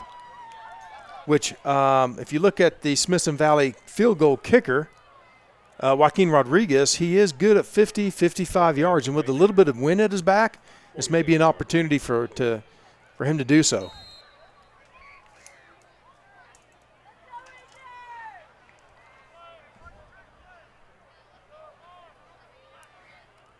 Running back to either side of Gombert from the 47. Short back, drop back, a little flea flicker, and a first down yardage inside the 40. 1 second left. With 1 second to go. I think that was Cooper Douglas who made the catch. Or got the pitch. And the play clock goes out because the clock does restart after the first down ball is spotted. Yeah. And the Rangers will run out of time. So we go to the locker room at halftime. It is 28-21, Midland Lee on top. The Rangers fought after falling down 6-0, tied it at 7-7, then went up briefly 14-7. Then the Rebels scored 21 unanswered points, and the Rangers scored the last touchdown of the quarter on a nice drive with about 4 minutes to go in the quarter, and then we took about 30 minutes to play those last 4 minutes. And we're at halftime with the Rebels leading this one by the score of 28-21. A full bunch of halftime activities for you here from Grande Stadium in Midland, Texas. We're back after this timeout on the Ranger Network. Stop at Fisher's Neighborhood Market for anything a Ranger could need. Whether you're heading to work, coming home from school, or just needing a break to grab something tasty, Fisher's Neighborhood Market is your one-stop shop. Fisher's Neighborhood Market is proud to sponsor the Smithson Valley Rangers.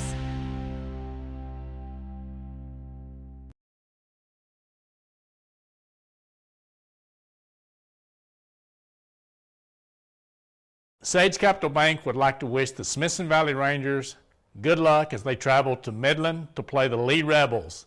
Go Rangers! 3, 2, 1, here we go. Welcome to our NASCAR Race Hub. From the green flag at Daytona to the checkers of Homestead. In the car, That close might get you on Race Hub. under the hood, and hanging with the drivers. A little love fest here. Gordon, Harvick, Canal, and of course the champ. We've got the drama, The heck out of the way. the science. New levels of analysis and storytelling for the sport. NASCAR Race Hub, weeknights at 6 Eastern on FS1 and the Fox Sports app. HGTV is rebuilding the legendary Brady home, and it's going to blow you away. Come on, let's go inside. Oh, my nose! A very Brady renovation premieres Monday, September 9th. Only on HGTV. Watch HGTV, GVTC, channel 578.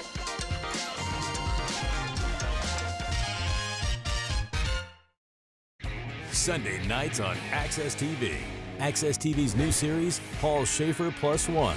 It's the Howard Stern Show, but no strippers. Paul sits down with music's finest, followed by an all-new series, Brian Johnson's A Life on the Road. Brian sits down with music greats. Just too good. Fabulous. Sunday Night Rocks. It all starts 8/7 Central on Access TV.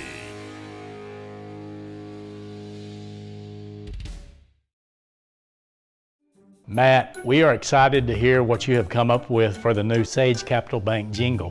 You are going to love it. We think it really embodies Sage Capital Bank. Emotes class, tradition, effort. Well, just give it a listen.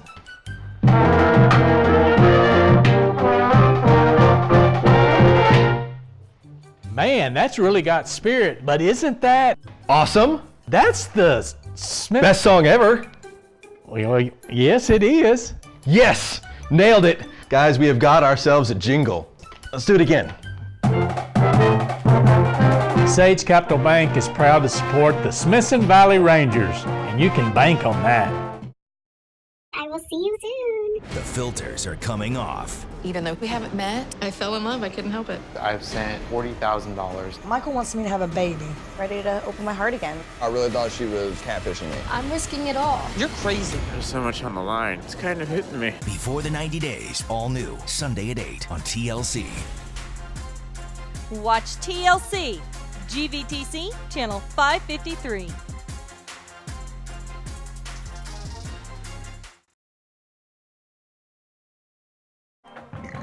Back in Midland, Texas, the Midland Lee Rebels lead the Smithson Valley Rangers 28-21.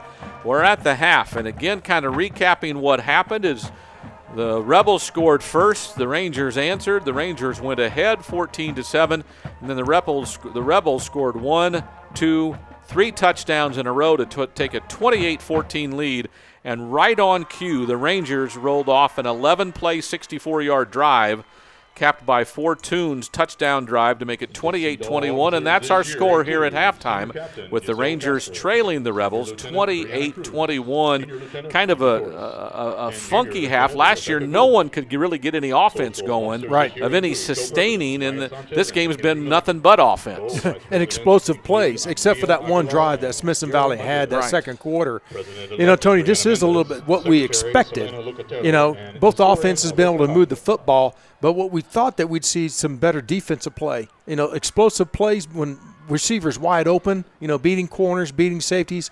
It could have been blown coverage on a couple of them. No matter what team you're rooting for, I could see blown coverages on both. So, you know, give credit and execution to both offenses. This is just a dang good game. I mean, these are good football teams. They got a lot of talent on both sides of the ball, and they're executing out there. I don't have official stats, but Luke Gombert has early on overthrew a couple of key passes that would have been first downs, but then he settled down and made a couple of adjustments. And This is not the scrambling quarterback the Rangers have seen in the past, though he's been nimble-footed enough in the backfield to get away a couple of times. Hasn't always connected off that, but he's looked more mobile than I think either one of us thought he could to go into tonight. To your point, the key is he's not taking a sack yet. Right. And that's really the bottom line to that. And what you're saying is he's managed the game, and that's why I keep saying he's managing the game. I go back to that during that long touchdown drive. He had a decision to make on that bootleg. Do I try to force the ball in? Do I try to outrun the outrun the linebacker who's chasing me, or just get rid of football? Just get rid of football. Live the life, play another play. And that's smart football by a senior, who's backed up Trevor Williams for a couple of years. Now it's his time. And I tell you what, he's played pretty well. The couple passes he's missed, a couple times actually, he had defensive men right in his face, hands up. He overthrew Tietzman across the middle. That was that situation. He was wide open. It would have been a big first down, but hey, that's the way the ball bounces, Both teams' season opener here in Midland, Texas. We've got another timeout. We'll come back from some scores around the district, so stay with us. It's 28-21, the Rebels on top of the Rangers at halftime on the Ranger Network. I'm Jamie Kaler, back for a new season of America Facts versus Fiction, debunking the half-truths in American history. For example, the largest stash of gold isn't found at Fort Knox. It's below the streets of the Big Apple. And General Ike, well, he didn't always play by the rules. In fact, he stepped up to the plate under an alias to avoid being thrown out of West Point. We're unlocking the vault to secure the truth behind America's treasured secrets. Get it? America Facts versus Fiction on AHC. Good things come to those who wait. At QVC, we say better things come now. Get it now. Pay over time. No extra charge with Easy Pay. The best news, you can use it on everything. Yes, everything. All the great brands you love and new products you'll discover. So why wait? It's Easy Pay every day. Now through September 30th. Shop QVC and QVC.com.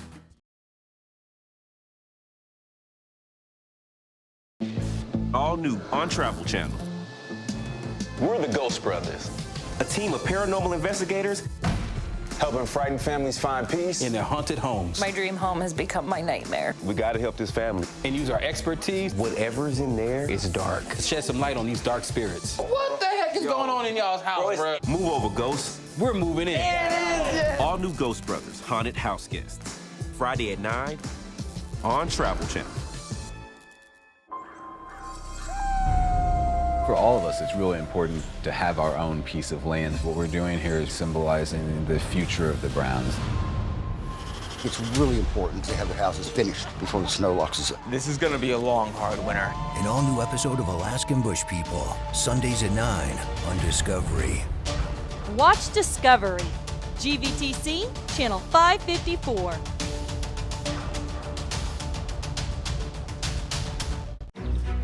Many tales have been told of Africa, but none like this. This is our story. This is Serengeti.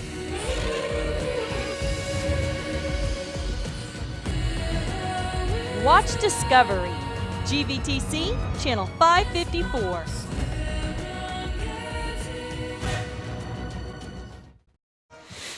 The score at halftime is Midland Lee 28, Smithson Valley 21. The Rangers trail by 7 here at halftime at Grande Stadium, and there are some other teams in the district playing tonight. Jeff has some of their scores. Well, from District 26-6A, these are all halftime scores. We had the Canyon Cougars 14 over Lehman Lobos 10. 14-10 Canyon Cougars.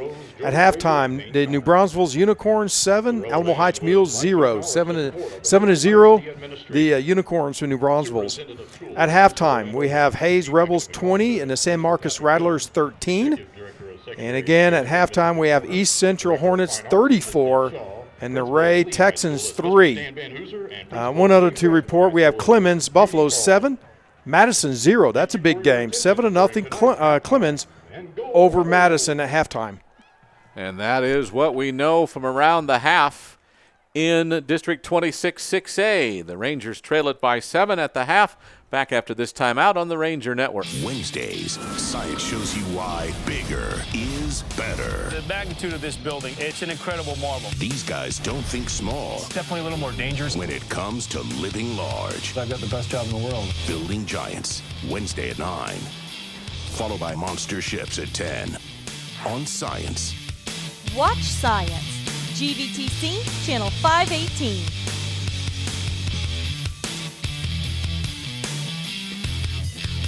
Another day in paradise. I feel my body dying. Its teeth were clenched around my arm. I felt like a rag doll. It looked like a scene from Jaws. It was a pretty rough trip. She was eating me alive. Watch Animal Planet. GVTC, Channel 552.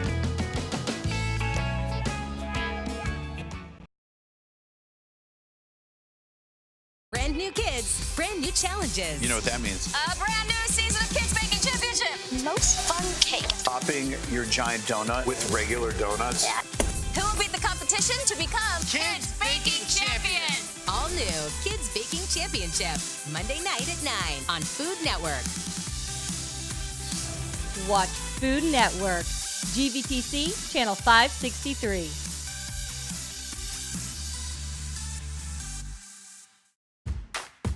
Fisher's Neighborhood Market is teaming up with the Smithson Valley Rangers. When you stop to gas up, look for the Ranger Spirit Pump.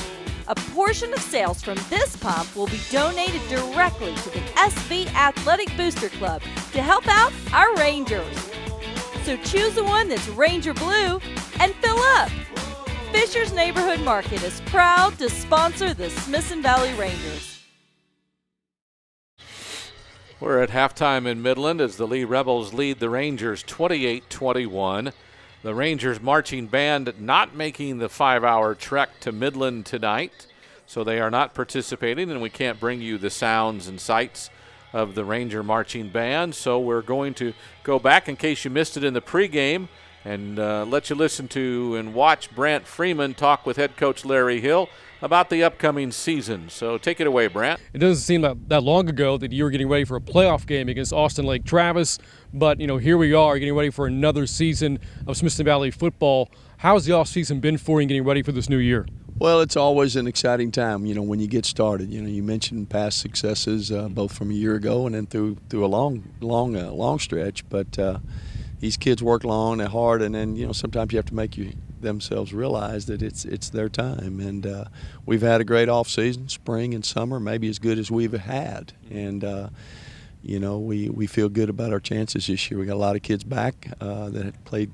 pivotal key roles a year ago, so we're excited to see what the results are going to be. I look back at this past season, and you won 5 of your final 6 regular season games to make the postseason in a very difficult district. Do you believe in momentum carrying over from one year to the next? Well, I think so, and particularly with so many returners. And our schedule is very ambitious, as you know. Our non-district schedule is about as taxing as it can be, and then the district schedule, I don't think anybody even wants to talk about that. So the road's full of obstacles, but we do have quite a number of players back that have been there, and we've got a chance not to be quite as wide-eyed when we start this year. Those guys hadn't gone away. They're still good, those teams we're going to play, but we think Smithson Valley's going to be good too. Now, you reference all the players you have coming back, but a notable position in which you're trying to address coming into the season is that at quarterback. And you look at the past 3 quarterbacks you've had in this program, your starting quarterbacks, Garrett Smith, Josh Atkins, Levi Williams, all wound up being Division I FBS quarterbacks. They have set a very high bar here at Smithson Valley. Who takes the reins of that position going into the 2019 season? Who's up for the job? Well, Luke Gombert was our backup a year ago, has had a very successful career, middle school, JV, freshman. His time is now, and he's prepared for it as much as maybe as anybody we've had. You mentioned the previous 3s, but the one before that they learned from with Parker McKenzie, who took his cue from Jacob Brown, who took his cue from David Pavelic, Brian Hill, Andrew Woodchick. You just keep going back, and so. He's a different style of quarterback. All those 3 you mentioned were all different, and so we we're tailoring the offense around his strengths, and he is a student of the game. He's got ability, got a real live arm, and so we're excited about him being under center. I mentioned just how well you played down the stretch last season, and your defense really kept you in a lot of ball games, giving you a chance to win the way that you did over the final half of the season. And defensively, you do have a lot of returners to this 2019 football team. Looking at the defense, how is it shaping up heading into the season? You know, with 8 starters back, I can't remember us ever having that many. And in all my years here, and that wasn't by really any grand design. We had a little smaller senior class a year ago. That was one thing, but we had some talented juniors and sophomores. That was another thing. And then we've made some moves, moving some guys to defense that weren't over there. So we do have a lot of experience coming back. What does that mean? Does that mean we'll have a great defense? Yeah, I don't know that. That's still to be proved one way or the other. But we do have a lot of guys that will play pivotal roles that have been there before, and that can't do anything but help. Let's now highlight the schedule for you, and let's go through non-district. As I said in the opening comment, that you're opening things up against Midland Lee on the road, a very long road trip for you to make in Week 1. The home opener is against Pflugerville-Hendrickson. Hopefully this time you can play the Hawks. I believe 2 of the previous matchups you had against them got canceled due to weather. And then San Antonio-Madison wraps up non-district play. Looking at the 3 games you have to get ready for district, how tough is that schedule? Well, it's real tough. These are traditional powerhouse teams. Midland Lee, you mentioned, of course, about their storied history and barn burner game a year ago with them, and 5 hours out, 3-hour game, 5 hours back, so we've got to handle first game blues and jitters, and we've got to handle a long road trip, and then handle a very difficult team to beat. Went 2 or 3 rounds in the playoffs last year, 4 I think the year before, and are loaded, got a lot of guys back. So we're up against it Week 1, and we come home, play a very talented Hendrickson team. The one time we've played them went right down to the wire, and and then we got a Thursday game against Madison, short week, going to be on television. We're excited about that. That's a team that won the district championship and went a few rounds, lost to Lake Travis as we did a year ago. So, that's before we even can get to 26-6A. We've got to go through that gauntlet. And speaking of 26-6A and that gauntlet in particular, all the characters are all the same. Judson, Steele, Clemens, New Braunfels, Canyon, San Marcos, and yourselves. I mean, how do you get through this district and make the playoffs? It seems like the postseason is not a given for anybody. No, it isn't. And, a year ago we win our last game and finish runner-up, but if we lose it, we're 5th or 6th. A year before, we were the district champion, but if we don't beat Judson out there, then we're playing for our lives the very last game. Steele wins it the year before that. So, it's going to be that type of race again. And we're like the other 7. We have aspirations of winning the district. And whoever does it, that's something you can thump your chest about, because I know we were proud to do it in 17. I know Judson was last year. And I think Judson's the first one to get through unscathed in a number of years. And so it's a type of league where we got to bring it tonight, and if we're pleased with the results tonight, don't spend too much time congratulating yourself, because here comes another train down the track. And if you don't win tonight, same thing. You can't pout or mope or let it detract you, because again, you got to get up and play again. The only thing that's comforting, it's the same thing for everybody, and 4 of the 8 are going to lose every week. And so just keep your nose to the grindstone and let's play this game tonight. Well, again, Coach, right now we're standing here at Ranger Stadium, and we're standing on this brand new field turf surface for you. You had the previous one for almost 10 years, a new one installed during the offseason, getting ready for this year. How much do you like this new turf now? Well, we like it. Our old one served us well, but it's time it's come, and we've put a new surface down. Our kids are excited about it. Anything that's new is pops, it's shiny, it's nice, the logos are pretty, all of that. At the same time, how well do you play on that turf against some of these quality opponents? I guess we're focused a little bit more on that. But it's exciting times, and we're proud to be, always proud to be at Ranger Stadium. Well, Coach, as always, looking forward to the season with you and working with you on another year of Inside Rangers football, watching the games, and best of luck to you in the 2019 year. Okay, Brant, thank you. All right, for head coach Larry Hill, I'm Brant Freeman for the Rangers Network. Matt, we are excited to hear what you have come up with for the new Sage Capital Bank jingle. You are going to love it. We think it really embodies Sage Capital Bank. Emotes class, tradition, effort, well, Just give it a listen.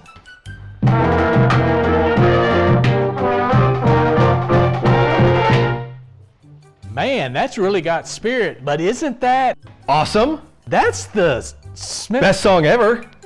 Well, yes, it is. Yes, nailed it. Guys, we have got ourselves a jingle. Let's do it again. Sage Capital Bank is proud to support the Smithson Valley Rangers, and you can bank on that. And that is an active koala. Our goal is to end extinction. It's an incredible feeling helping an endangered species. There it is. Good girl. When you're a Galapagos tortoise, there's no reverse. It's whatever you can do to get to the other side. High five.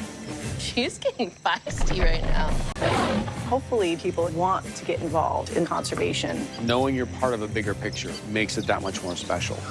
The Zoo, San Diego. New Saturday at 9 on Animal Planet. Sage Capital Bank would like to wish the Smithson Valley Rangers good luck as they travel to Midland to play the Lee Rebels. Go Rangers! Back to Midland, Texas, where the Rangers trail the Rebels 28-21 here at Midland Lee. A 5-hour bus trip today for the players.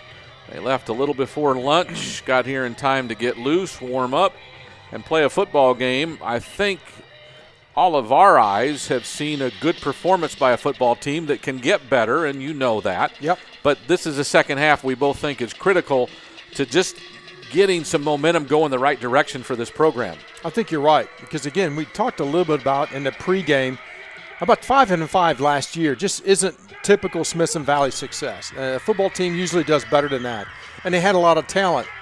But coming in this year, that talent now is all disseminated throughout the offensive line and defensive line and the secondary and the running back position, wide receivers. And you're starting Luke Gombert for the first time, his first varsity start. And, you know, quite honestly, I think he's played very well the first half. I think he managed the game very well. He didn't take a sack, and that's important. He didn't force the ball in. That's important. And you know what? I think they're in good position now, just being 7 behind against a very explosive Midland Lee football team, that they can take them in the second half. As long as they just play a little more sounder on defense, don't give up the explosive play, the easy pass and catch like they did the second quarter from Serrano to Fungi. Just eliminate those things, and you're right there in the ball game. The Rebels already back out on the field, ready to go through their tunnel. The Rangers haven't made their way down the runway, if you will, yet. But we do expect him to be down shortly. We're a few minutes away from the start of the second half, so stick with us as we've got a second half of football to come your way. After this timeout on the Ranger Network, it is 28-21, Midland Lee ahead of the Rangers, again on the Ranger Network. 3, 2, 1, here we go. Welcome to our NASCAR Race Hub. From the green flag at Daytona to the checkers of Homestead. In the car, That close might get you on Race Hub. under the hood, and hanging with the drivers. A little love fest here. Gordon, Harvick, Canal, and of course the champ. We've got the drama, The heck out of the way. the science. New levels of analysis and storytelling for the sport. NASCAR Race Hub, weeknights at 6 Eastern on FS1 and the Fox Sports app. HGTV is rebuilding the legendary Brady home, and it's gonna blow you away. Come on, let's go inside. Oh, my nose! A very Brady renovation premieres Monday, September 9th. Only on HGTV. Watch HGTV, GVTC, channel 578.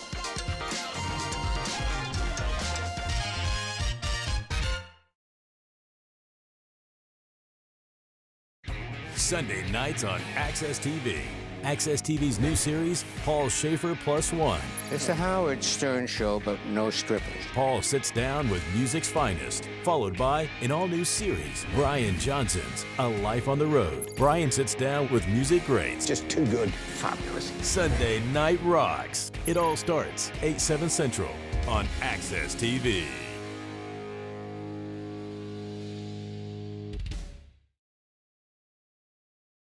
Matt, we are excited to hear what you have come up with for the new Sage Capital Bank jingle. You are going to love it. We think it really embodies Sage Capital Bank. Emotes class, tradition, effort. Well, just give it a listen.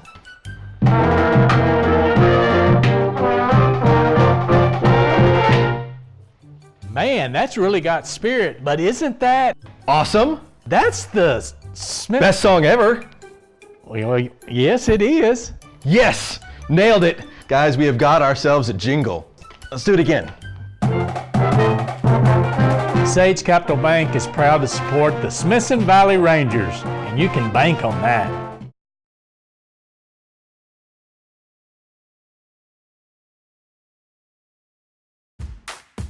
Fisher's Neighborhood Market is teaming up with the Smithson Valley Rangers. When you stop to gas up, look for the Ranger Spirit Pump. A portion of sales from this pump will be donated directly to the SV Athletic Booster Club to help out our Rangers. So choose the one that's Ranger Blue and fill up. Fisher's Neighborhood Market is proud to sponsor the Smithson Valley Rangers. Good things come to those who wait. At QVC, we say better things come now. Get it now. Pay over time. No extra charge with Easy Pay. The best news, you can use it on everything. Yes, everything. All the great brands you love and new products you'll discover. So why wait? It's Easy Pay every day. Now through September 30th. Shop QVC and QVC.com. And that is an active koala. Our goal is to end extinction. It's an incredible feeling helping an endangered species. There it is. Good girl. When you're a Galapagos tortoise, there's no reverse. It's whatever you can do to get to the other side. High five. She's getting feisty right now. Hopefully people want to get involved in conservation. Knowing you're part of a bigger picture makes it that much more special. The Zoo, San Diego. New Saturday at 9 on Animal Planet. Both teams have made their way back to the playing area. Rangers just coming down the tunnel moments ago. We're about a couple of handshakes away from this afternoon's second half kickoff from Midland, Texas. The Rebels lead the Rangers 28-21, an offensive first half, an offensive first quarter, and the playmaking continued. Best drive of the game was a long drive nearing the end of the first half by the Rangers, which went 11 plays and 64 yards, and that cut a 14-point deficit into 7, and that's where we're at right now. The Rangers are expected to kick off here to start the second half.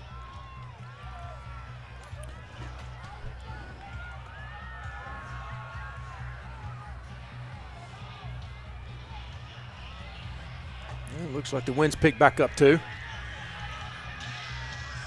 And the Rangers will have the wind at their backs the fourth quarter.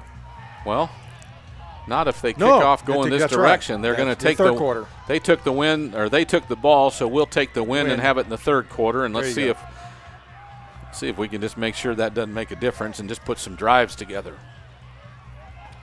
So the first half started with time still on the clock.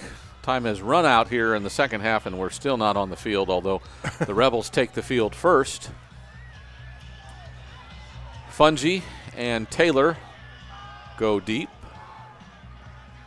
for the Rebels.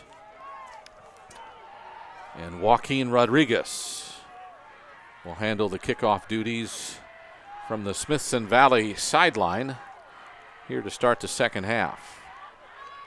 Coach Hill probably said, whatever you do, Mr. Rodriguez, don't kick it to number 11, right? Exactly.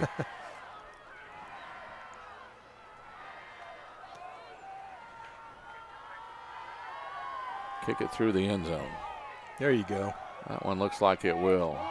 Taylor fields it, and they're going to run it out. Taylor takes it across the 10, breaks a tackle, then gets tripped up at the 20, and he'll go down there, and the Rebels will start 1st and 10 from the 21. Which is not as good as they would have done if they'd have just downed it deep in the end zone. Yeah, typically when you catch the kickoff 5 yards deep in the end zone, you down it. Typically. But Taylor, he's got a lot of speed. He took it out and made something out of nothing. And but to your point, they're starting at 21 instead of 25. They obviously aren't concerned. No, they're going to play ball. So the Rebels start 1st and 10 Second half action, they're up by 7. Serrano keeps it after a fake handoff, gets bumped, breaks a tackle, breaks another, across the 25, maybe to the 27. A gain of about 6 brings up second down and 4. Starting off with the zone read again, and Darlington Frosch had a chance to tackle him in the backfield, but Serrano just slipped out. 3-man defensive front. Serrano hands it off again to Caros. I'm sorry. Well, yes, Witcher with the tackle. Short gain of about a yard makes it 3rd and 3, and the hurry-up offense now back in style for the Rebels. 2 receivers left, 1 right. A little bit of a blitz action as Serrano pulls it down, gets pressure, gets bumped, overthrows the receiver. Might have been intercepted, but I don't think we hung on to it, and that'll go incomplete. Midland Lee's sending out their punt team. Well, that's a huge 3 and out for the defense for Smithson Valley here starting the second half. And the wind, which was strong, is now weak again as they get ready to punt. The wind is kind of can't make up its mind.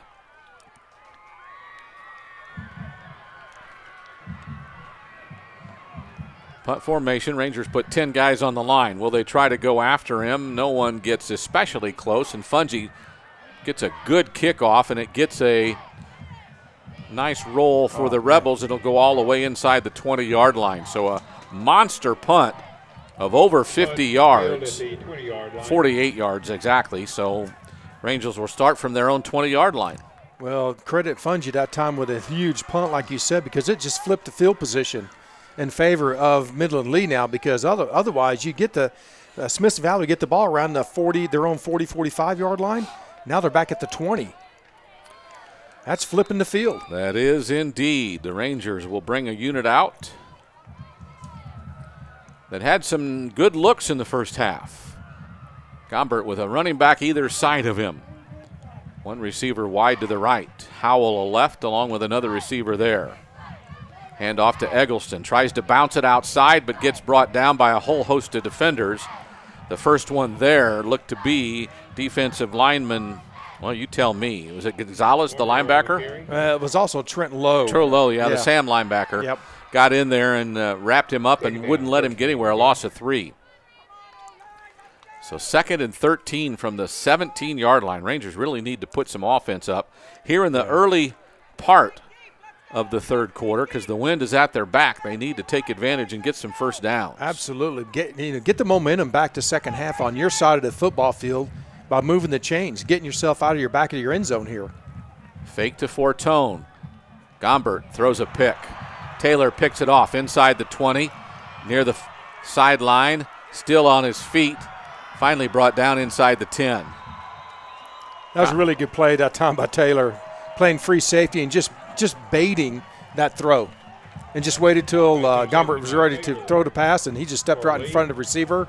Again, it's that reverse bootleg. You have 2 receivers, one dragging shallow, one dragging deep. And if there's no one open, again, manage the game. Just throw the football away or try to run the football and get as much as you can. So is it safe to say he didn't see Taylor? I guess he didn't see him because Taylor was baiting him the whole way. Yeah. The whole way. He had his receiver picked out on what he thought was single coverage. He made the throw, and Taylor just jumped in front of it. You just can't force it in there. So the big play of the second half in the opening 2 minutes is made by Midland Lee. The pick by Carl Taylor sets them up 1st and 10 from the 5. Serrano wants to run it. Gets spun around and knocked down.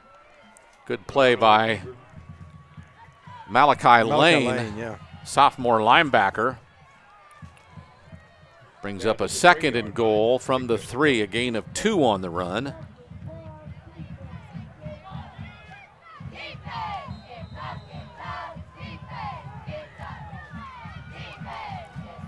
They look to the sideline for the play. Watch for the fade route down here to Fungi. He's man-to-man. Motion coming right. Serrano fakes and then runs up the middle. Touchdown. Yeah, too easy. Mikey Serrano. Just read option that time. He saw his one-on-one, but he took the snap. Zone option. Serrano kept it right off tackle in the end zone, untouched.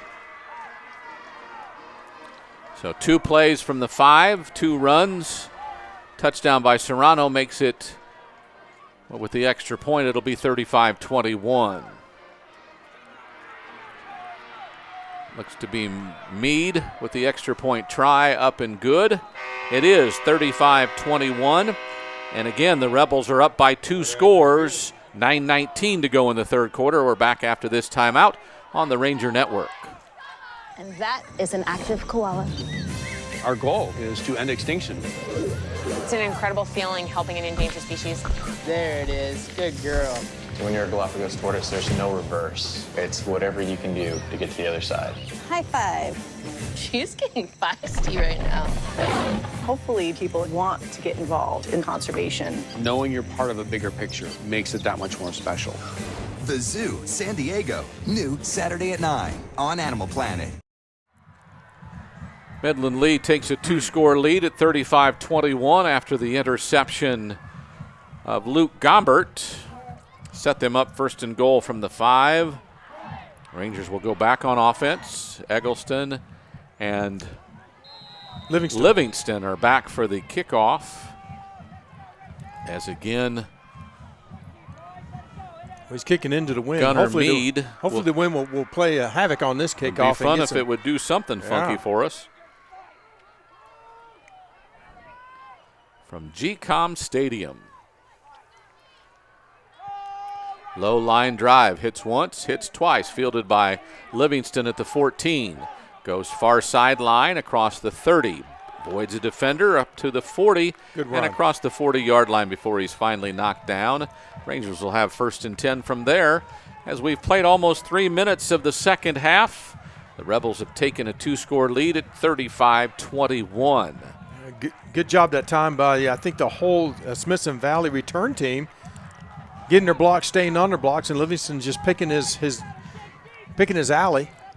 Made a nice run out of it where he starts his offense on their 40-yard line. Just good field position to start this series. Much better field position as we expected on the punt, but didn't get.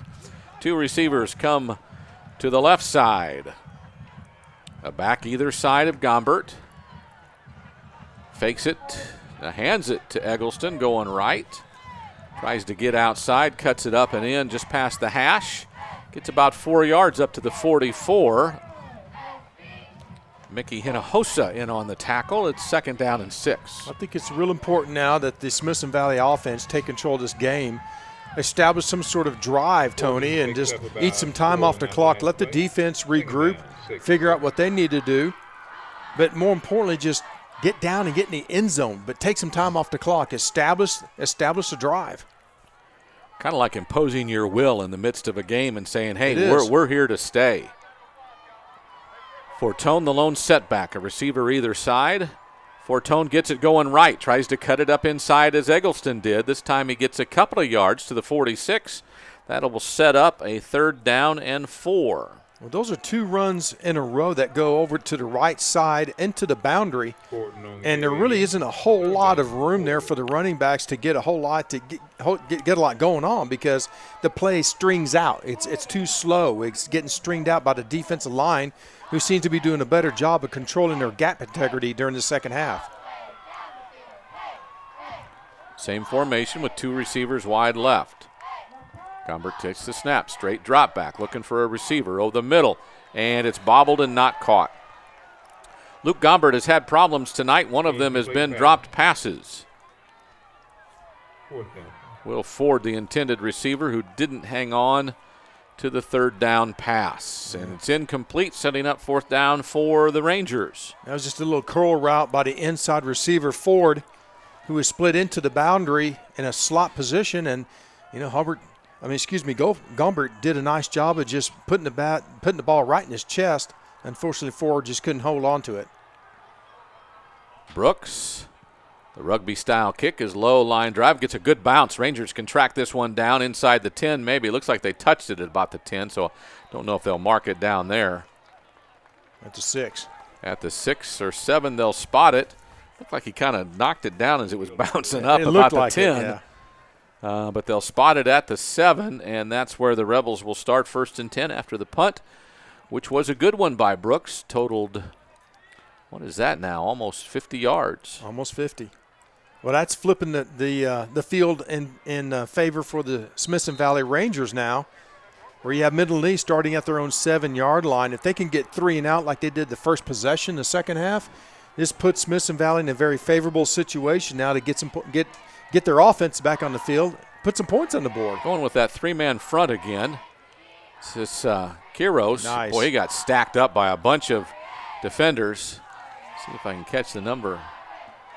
Witcher, one of those. Also looked like Blake Bowman was in on the tackle. Yeah. Richard was the first one who really stacked it up and made the initial hit. Tell you, he's played a good game so far.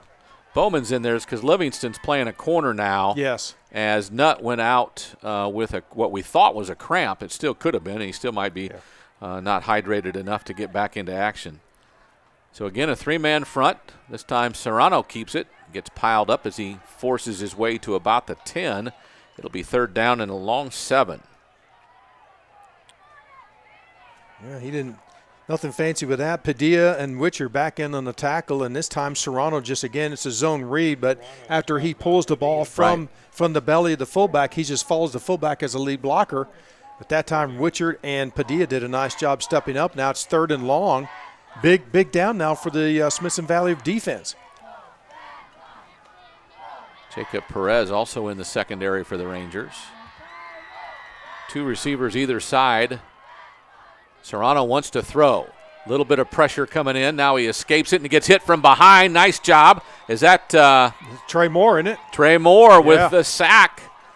And the Rebels will have to punt from the 10. What a great that was good technique that time by Trey Moore, who lined up on the outside edge. There was 3-man rush. He was taking on the offensive right tackle, and as Serrano, stepped up into the pocket, Moore just chased off and made a big hit. I mean, he did a great job. Rebels a little late with one of their punt cover folks. They'll get the punt off. Play clock at 1 as they almost snap it over Fungy's head again. This time a low line drive. I might have been blocked a little bit. Touched. Livingston picks it up at the 30, scrambles away, avoids a tackler, now wiggles across the 25. The Rangers will have great field position here on a punt after a bad snap. Fungy struggled to get that one away, and the Rangers are inside the 30-yard line, I think, at the 25, 1st and 10 for them. There wasn't a punt block called, but it was such a bad high snap, and Fungy was off balance. He didn't get his foot really into it, and it looked like it was so low it might have hit somebody. Yeah, I didn't see contact, but it certainly looked ugly. Yeah. As he did not connect with it well. Now the Rangers in position, still down by 2 scores, 35-21. Gombert with Fortone to his left. Takes the snap, gives it to Fortone, straight up the middle, has a little seam, gets 3, maybe 4. They'll mark him at the 22, a gain of 3, brings up 2nd down and 7. Well, there's a lot of beef in that offensive line and defensive line struggling that last play. Brooks and Benka did a nice job pushing the line as much as they could because Fortone didn't have a whole lot, but there was enough push by the offensive guard in the center to get at least 3 yards out of it. That Cameron Curry, I don't have his weight, number 99, the nose guard for the Rebels, but he is big. He's big. He's got some weight. A back either side of Gombert now. 2 receivers wide left. Handoff up the middle. That's Fortone. Has near 1st down yardage. I think they'll mark him down at the 16, which will be about a yard away. It'll be 3rd and 1 after the 6-yard gain. And again, they're starting to get some momentum on the offensive line, getting some push. And that's good news for the running game here, just past the midway point of the 3rd quarter. Tony, you sense there's a little bit of sense of urgency now by the offense to say, that's enough, guys. Just take control of this football game. We got great field position. Just get in the end zone. We talked about imposing will, and right now this offensive line's starting to do that. 4:10 to go on a running 3rd quarter clock. Play clock at 10. Gombert sets the offensive line. Fortone the only setback. Snap to Fortone up the middle, wiggles right, gets a 1st down inside the 15. Clock will stop with the 3-yard run. We'll call it a 2-yard run to the 14. It's 1st down. They keep going back into the boundary on the right side. That's behind Ryan Benka. and Taylor Brooks and also Donnie Bell. That right side of the Ranger offensive line has done a pretty good job so far this second half. So from the 14, do you keep it on the ground or maybe do you try something here? Eggleston's left along with another wide receiver. Tight end and a receiver to the right. Fortone going right, has a seam out the edge, cuts it upfield, gets to about the 10 before he's knocked down there. So a gain of about 4. Brings up 2nd down and 6 from the 10. Well, you sense that maybe the coach Jeff Shin, the offensive coordinator for Smithson Valley, he's setting it up for some play coming back to the wide side of the field because this is the 5th straight play into the boundary on the right side.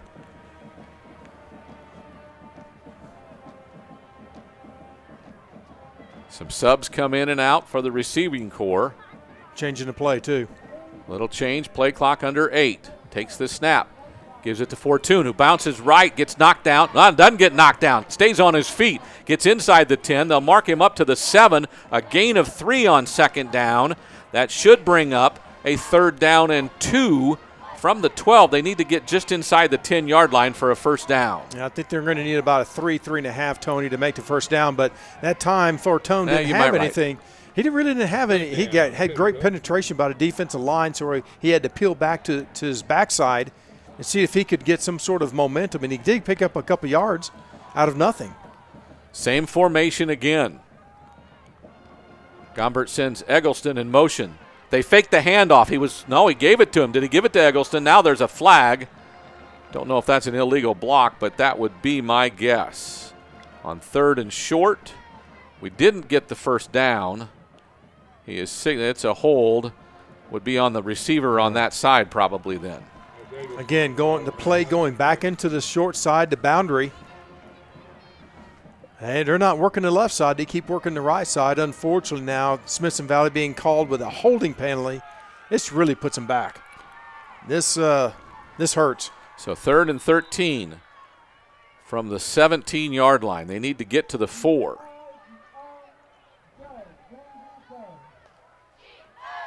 Referee said something. I didn't catch it. Did you? I did not either. The clock stopped, I think, and I think that's what it. He's winding it on his mark. So the Rangers find themselves in 3rd and long now from the 17. They need to get to the 4 for a 1st down. Look for Eggleston on this one. Gombert fakes the handoff, now throws across the middle, and it's intercepted. Goodness. Linebacker Charlie Gonzalez picks it up. He's running on the sideline Smithson Valley side, and he takes it all the way back near the 40-yard line, and the Rebels stop the Rangers inside the red zone. That's just unfortunate for Luke Gombert. He never saw the middle linebacker Gonzalez just going back in his hook zone and just reading the quarterback's eyes. I doubt very much Luke was able to look him off or didn't never see him. Threw it right into his hands. Big interception. Big interception, the second one of the second half, and the Rangers turn it over. And the Rebels have the ball from their own 37-yard line. They have 1st and 10. After the interception return by Gonzalez. They'll send 2 receivers to the right, 1 to the left. They'll fake the handoff. Serrano's rolling left, looking deep for Fungi across the middle. And a little bit of contact there, but I think both players adjusting to the ball. Yeah. Betsy on coverage did a pretty good job of pinning him away from the ball once it got close. Well, again, going for the home run that time, Serrano did a little bootleg to his left to throw back to Fungi to the right. Do you think the wind might have affected that one, bringing it this way just a little bit? He didn't lead him very well. Well, no, I just think he just missed it. It was just one of those passes, and I think this time Serrano was leading over his back shoulder. Fungi was going towards a post. They just missed each other. Looked like we had a hold or something there as well, thrown by the umpire. Well, I can't recall one penalty besides the first 2 or 3 procedure penalties against Midland Lee. So it is 1st down now, and what is that, 16, 15? 15. Kieran takes a handoff. He's stacked up. A bunch of defenders. That is Jackson Sinney that got the first contact. Yeah. Gain of about, they give him a yard to the 33. Yeah, Cindy coming up from his safety position and filling the D gap. Nice no gainer on that one.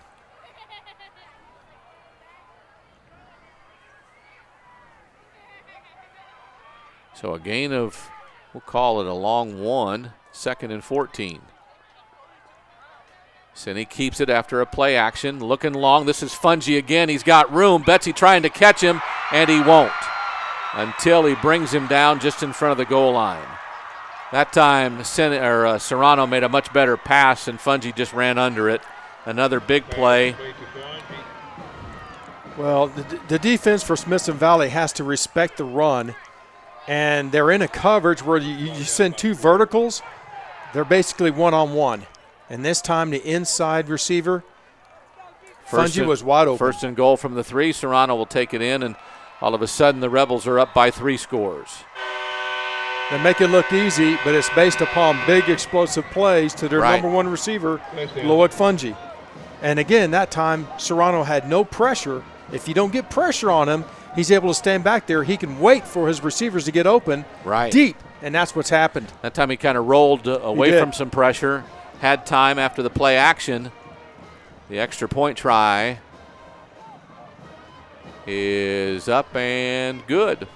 42-21. All of a sudden the Rebels taking control. Less than a minute to go in the 3rd quarter. We've got a timeout on the field. The Rangers down by 3 scores on the Ranger Network. See you soon. The filters are coming off. Even though we haven't met, I fell in love. I couldn't help it. I've sent $40,000. Michael wants me to have a baby. Ready to open my heart again. I really thought she was catfishing me. I'm risking it all. You're crazy. There's so much on the line. It's kind of hitting me. Before the 90 days, all new, Sunday at 8 on TLC. Watch TLC, GVTC, channel 553.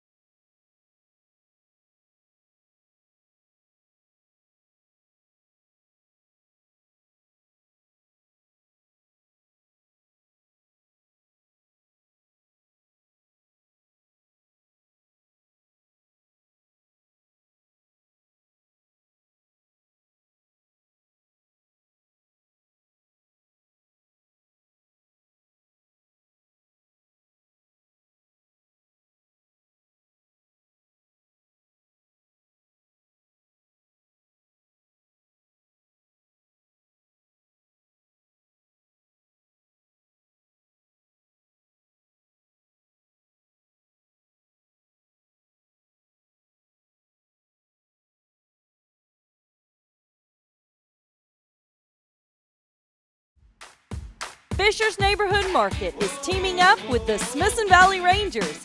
When you stop to gas up, look for the Ranger Spirit Pump.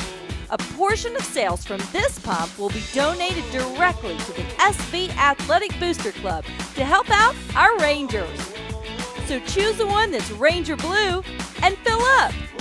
Fisher's Neighborhood Market is proud to sponsor the Smithson Valley Rangers.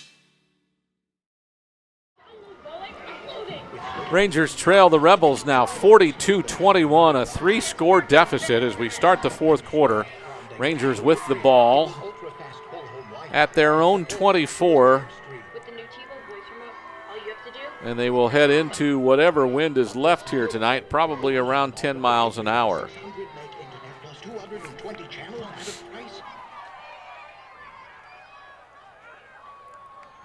Rangers 2 receivers right. Gombert rolls that way. Looking long. That's Tietzman, and he overthrows him. Second time tonight, Tietzman's gotten by the cornerback and had a chance for a touchdown score if the two can connect. And again, the ball overthrown by inches, but they don't connect. They don't connect. You know, Tietzman's gotten behind that corner twice now, to your point. And actually, Gombert did a nice job of laying it on the backside shoulder just a little bit too much. I like the call. I like the play. Just couldn't quite come up with the reception. So the incomplete pass makes it 3rd and 9. Well, you got to pick up a first down here. You cannot give the ball back. I agree. To Midland Lee. Gombert straight drop back, looking left. Throws it over the top and throws it over the receiver. That was Austin Howell, the intended receiver, but the incomplete pass brings up 4th down and a Ranger punt if we choose to, and that we do with 11:47 to go in the fourth quarter. Well, there's nothing else you can do. I mean, you definitely have to try to flip the field somehow, get a turnover down here, and then get your offense back on the field with a better position to score.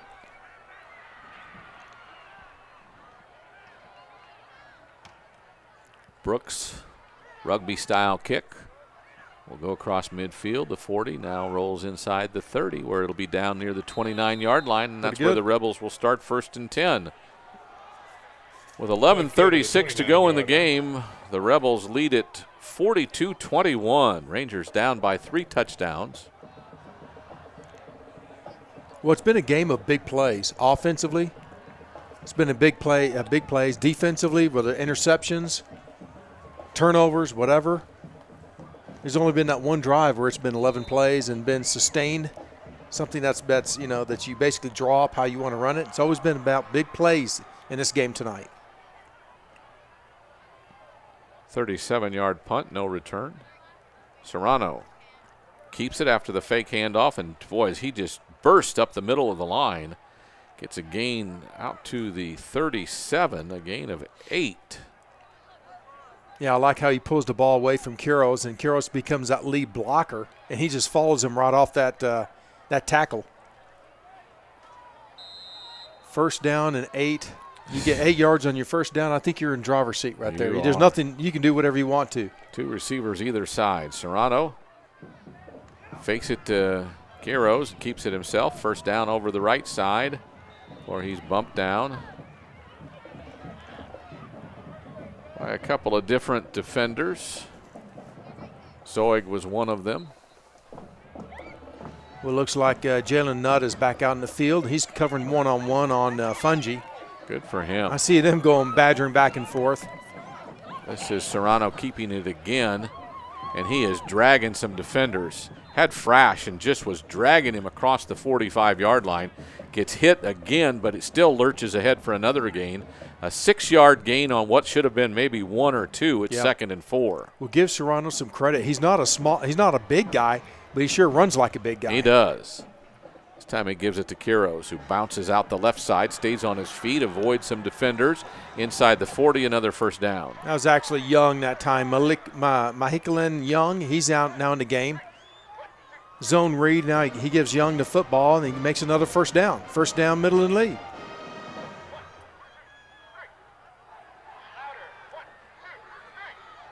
So another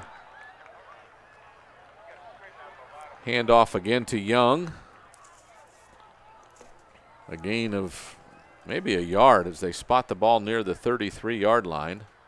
Blake Bowen on the tackle that time for Smithson Valley. He's playing free safety. Looks like he's getting some playing time. He is. He's a junior. His first start, or didn't start, but he's getting a lot of playing time. Motion on 2nd and 6. Illegal motion will cost him 5 yards. Well, you just sense right now that the Smithson Valley, the Ranger defense, they just got their hands in their hips. They just feel like, what can we do different to stop this thing? Well, and it's frustrating because the offense hasn't created any momentum here in the second half to get them off the field long enough to feel like they're making a difference.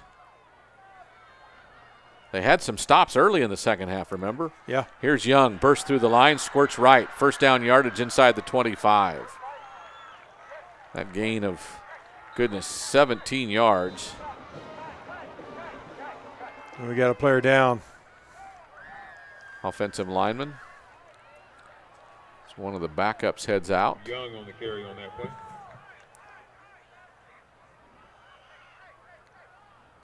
You can't tell what number it is. 70-something, but I can't tell. Yeah, 76 went in as the sub. Okay. We hope it's not anything serious, that's for sure. Indeed. It'll be 1st and 10 when we come back. Looks like the 21 is where the ball's spotted after the gain of 17. Hellers. 72. Seth Heller. Sophomore starting at right tackle. In fact, both tackles are sophomores on this offensive line of Midland Lee. Said they've probably played pretty well tonight for sophomores. That looks not so good, really favoring that right leg. Hopefully it's just a stinger or something, maybe twisted the ankle enough that there's a lot of pain, but maybe not out too long. We certainly hope he's not out a long time. Yeah, me too. So as soon as he gets back off the field, it's 9:42 here in the fourth quarter. It's a 42-21 lead for Midland Lee. They'll have the ball 1st and 10 from the Ranger 21.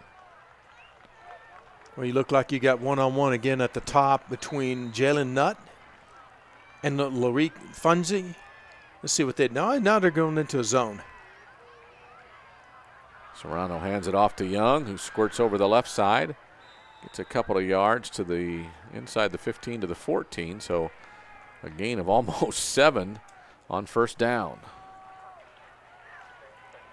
Well, when you get 8 and 12 and 4 and 7 on first down. Yeah. You basically do what you want to do. Yep, here it is again. Serrano keeps it. Fakes the handoff and squirts right up the middle. Another first down inside the 5. So it's 1st and goal. I would look for a little fade pass to Fungi now in the corner of the I end don't zone. think they're going to throw the ball personally. I think they're going to You don't think so? They've run the ball with great success. This time Young tries to go outside. Defender there was Padilla, who slowed him down. He got back to the line of scrimmage, but nothing more. Yeah. I tend to agree with you, but I just think that Fungi's he's not through tonight. You know what I'm saying? This is the 10th play of this drive by Midland Lee.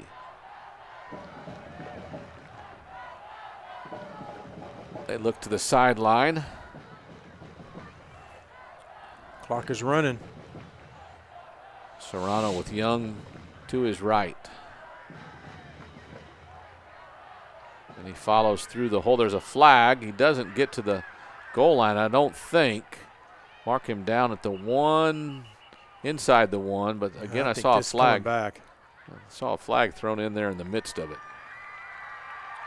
Oh, they're going to call it a touchdown now? They call it touchdown. They both spotted it down, but there is a chop block. I don't think the band should be playing the fight song right now. That 6 points is going to get wiped off the scoreboard. March it back to the 19-yard line. So minus 15 on the penalty. You know the rule, I think it was right on the edge, on the end, where if a defensive lineman is engaged, another lineman cannot go low. And I think that's what we saw down there at the goal line. That's an automatic 15-yard penalty. Yeah. So on 2nd and goal from the 19, Serrano with 3 receivers to his right, looks to throw it, and then pulls it down and is tackled just inside the 20.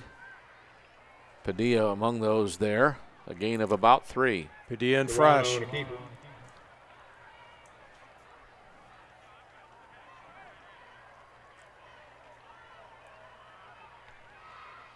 Serrano again looks to the sideline.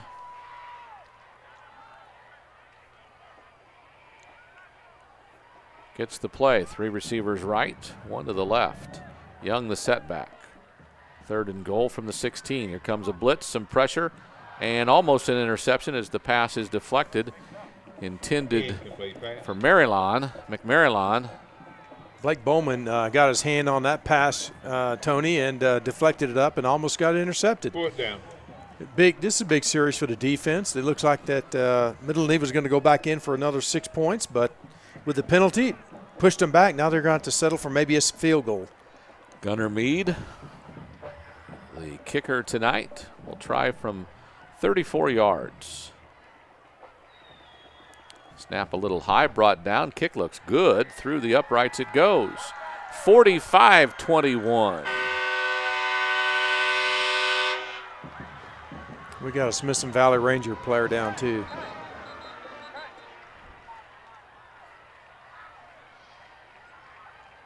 It's about where the kick was kicked, wasn't it? I think he came, I can't tell who the player is, but someone came through the middle of the line and almost blocked the field goal. It looked like it's almost like a leg whip. You know how your leg gets strained, it gets whipped and hits against something? Trainers from both teams are out on the field. We will talk about it when we come back. The Rebels go up 45-21 on the Ranger Network. Matt, we are excited to hear what you have come up with for the new Sage Capital Bank jingle. You are going to love it. We think it really embodies Sage Capital Bank. Emotes class, tradition, effort. Well, just give it a listen.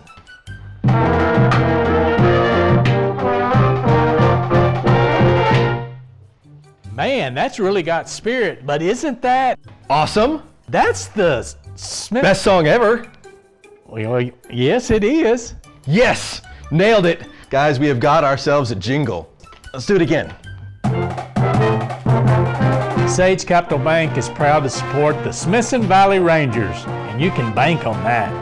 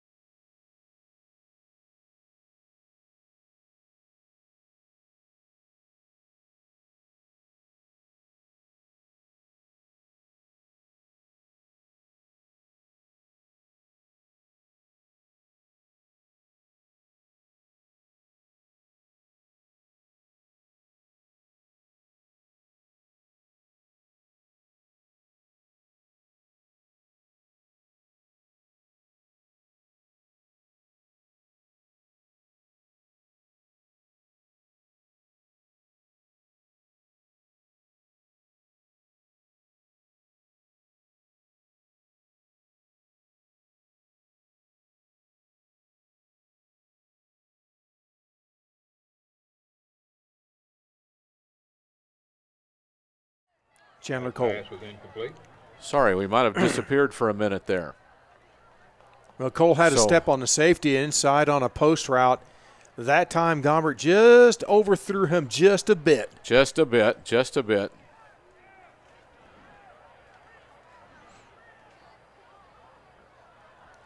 So,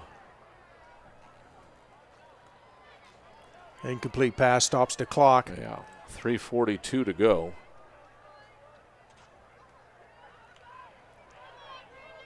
Rangers trying to, there's a timeout on 4th down. So Larry Hill wants to talk for a moment before this, and the clock still runs. Timeout is called and the clock is running now at 3:35. So the first timeout of the second half by the Rangers. Yeah, I think the timer up here needs to kind of keep their eye on the referee when he calls timeout and play clock, needs to stop the clock. Not that it's going to make any difference in the outcome of the game, but. That is correct. Well, it's been a football game of two halves where both teams slugging it out, kind of a heavyweight boxing match the first half. Both of them landing some punches, a couple punches more for Midland Lee. But nevertheless, the Smithson Valley Rangers came back and played well, putting them in a favorable position to come back second half and maybe win this football game. Unfortunately, 2 turnovers early in the third quarter really kind of just turned the whole game around in Midland Lee's favor. And it's just kind of snowballed since then. So 4th and about 15 from the 25. Rangers send a receiver wide right. Gombert wants to throw, has some pressure, tries to avoid it and can't. They brought 4, maybe 5 guys from both edges. Gombert sacked, and that's the end of the drive with 3:29 to go in the game. Yeah, he just did not have a chance at all that time. The first guy was going to get enough of a block from his offense to get past the first guy, but then 2 more came in, and Luke knew it was over. I think it was Trent Lowe was the one who finished him off. Yeah. Well, here we go. The defense back on the field, and again, I guess for pride purposes, go out there, make a stop. Lick your wounds, understand what you learned from this football game, and make corrections for next week. Serrano's out. It is Shamar Davis going to take the snaps. Rangers bringing pressure. Hands it off. I think that's Young again. Gets a couple of yards up to the 37, a gain of 2. Trey Witcher on the tackle. Call it a gain of 3. Clock runs at 3:10 to go in the game. Offense will be methodical to run the play clock down a little bit. So they'll take their time before they come back to the line of scrimmage. Play clock now at 10 at 2:55. Here comes the play. Davis sets his offensive line. Play clock goes under 5. Snaps it at 3. Fakes the handoff to Young and then goes basically down in a crowd of rushing Rangers. No gain. Hobeck and Padilla among those in on the play. Again, loss of about 2. Brings up 3rd and 9. And again, the play clock just under 25. Game clock at 2:15 now. Not a whole lot going on offensively or defensively. I think they're just lining up like a scrimmage and getting this thing over with. They'll give it to Young. A little burst of energy, but dragged down from behind. Young on the carry. Rangers doing a nice job of staying with the play. 4th down. I think that was Frash who had a hold of him. Gain of 2. And Trey Moore also from the backside. Yeah. I think that was him that was actually hanging on to him. Moore? Yeah. Okay. Yeah. So the punt team will come on. This time with the wind Fungi. at his back. Yeah. Fungi's hoping for a good snap here. Every snap's been questionable. To your point, he's 6'5", and with his arm expansion, that's probably close to whatever. And good for him because some of these snaps from the center have been way over his head. Who called timeout? They let the play clock. Oh, no. They did call timeout. They called it before it ran out. Yeah. So a punt will come here after this timeout at 1:18 to go in the game. Apologize again as we were off the air briefly with some technical issues here at the booth. Well, what do you think, Mr. Brubaker? I mean, Pflugerville Hendrickson comes in next Friday night. That's what I think right now. Well, and they're a good football team. They are a good football team. Very explosive, kind of like Midland Lee. Yeah. You got some individual athletes that can turn the game for you. 3 non-district games, and they are all quality football teams. Yep. No slouches. No slouches. No easy wins going into district play. High lob snap, if you will, and not using the wind. Fungi gets a low line drive. Livingston will bobble it. Let's hope he falls on it, and he doesn't. And I think the Rebels have it with 1:05 to go in the game. No, they say the Rangers got it. So good news for the Rangers. I think it's Livingston who must have wrestled it away down on the ground. As he was there, and then it looked like the Rebels might have beat him, pushed him enough, whatever the case is. Well, the Rangers have the ball. That's why you do that soccer style end-over-end style of punt, because you do get a lot of yards out of it, and it's dangerous to pick up. It's hard to handle, and that's a case in point right there where Livingston had a hard time grabbing the football and almost lost it deep in his own territory. Rangers with the ball, 1:07 to go. Backup quarterback is in the game. That is Will Strachan, the junior, 5'11", about 150. First down play is no gain. Clock goes under a minute to go. Some backups on the offensive line getting some minutes here. Receivers who haven't played as much tonight are out there, and Strachan will have a chance to take another snap, probably the last one of the game. Handoff. Coming left, a nice looking run. Doesn't get much, but still Justin Avery maybe gets a yard up near the 15. The Rangers with the play clock rolling, the game clock at 20, have a chance for another play if they choose to. No carry, or no yardage on the carry. And I do believe that's going to be the final play of the game. They do break the huddle now, though, with 8 seconds on the game clock. Whether they get the play off or not, we don't know. 4, 3, 2, snap. Handoff to Young, goes left, breaks a tackle, spins ahead, gets a couple of yards, and that'll be the end of the game. Final score, Midland Lee 45, Smithson Valley 21. We'll have a brief post-game show for you coming after these timeouts. So stay with us on the Ranger Network. Stop at Fisher's Neighborhood Market for anything a Ranger could need. Whether you're heading to work, coming home from school, or just needing a break to grab something tasty, Fisher's Neighborhood Market is your one-stop shop. Fisher's Neighborhood Market is proud to sponsor the Smithson Valley Rangers.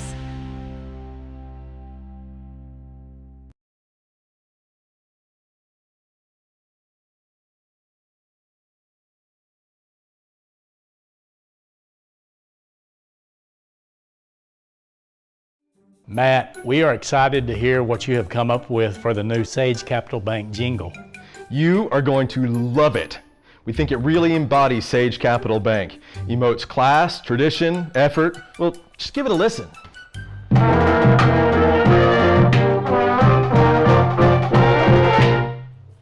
Man, that's really got spirit, but isn't that awesome? That's the best song ever. Well, yes, it is. Yes, nailed it. Guys, we have got ourselves a jingle. Let's do it again. Sage Capital Bank is proud to support the Smithson Valley Rangers, and you can bank on that. Fisher's Neighborhood Market is teaming up with the Smithson Valley Rangers. When you stop to gas up, look for the Ranger Spirit Pump. A portion of sales from this pump will be donated directly to the SV Athletic Booster Club to help out our Rangers. So choose the one that's Ranger Blue and fill up. Fisher's Neighborhood Market is proud to sponsor the Smithson Valley Rangers. Sage Capital Bank would like to wish the Smithson Valley Rangers good luck as they travel to Midland to play the Lee Rebels. Go Rangers!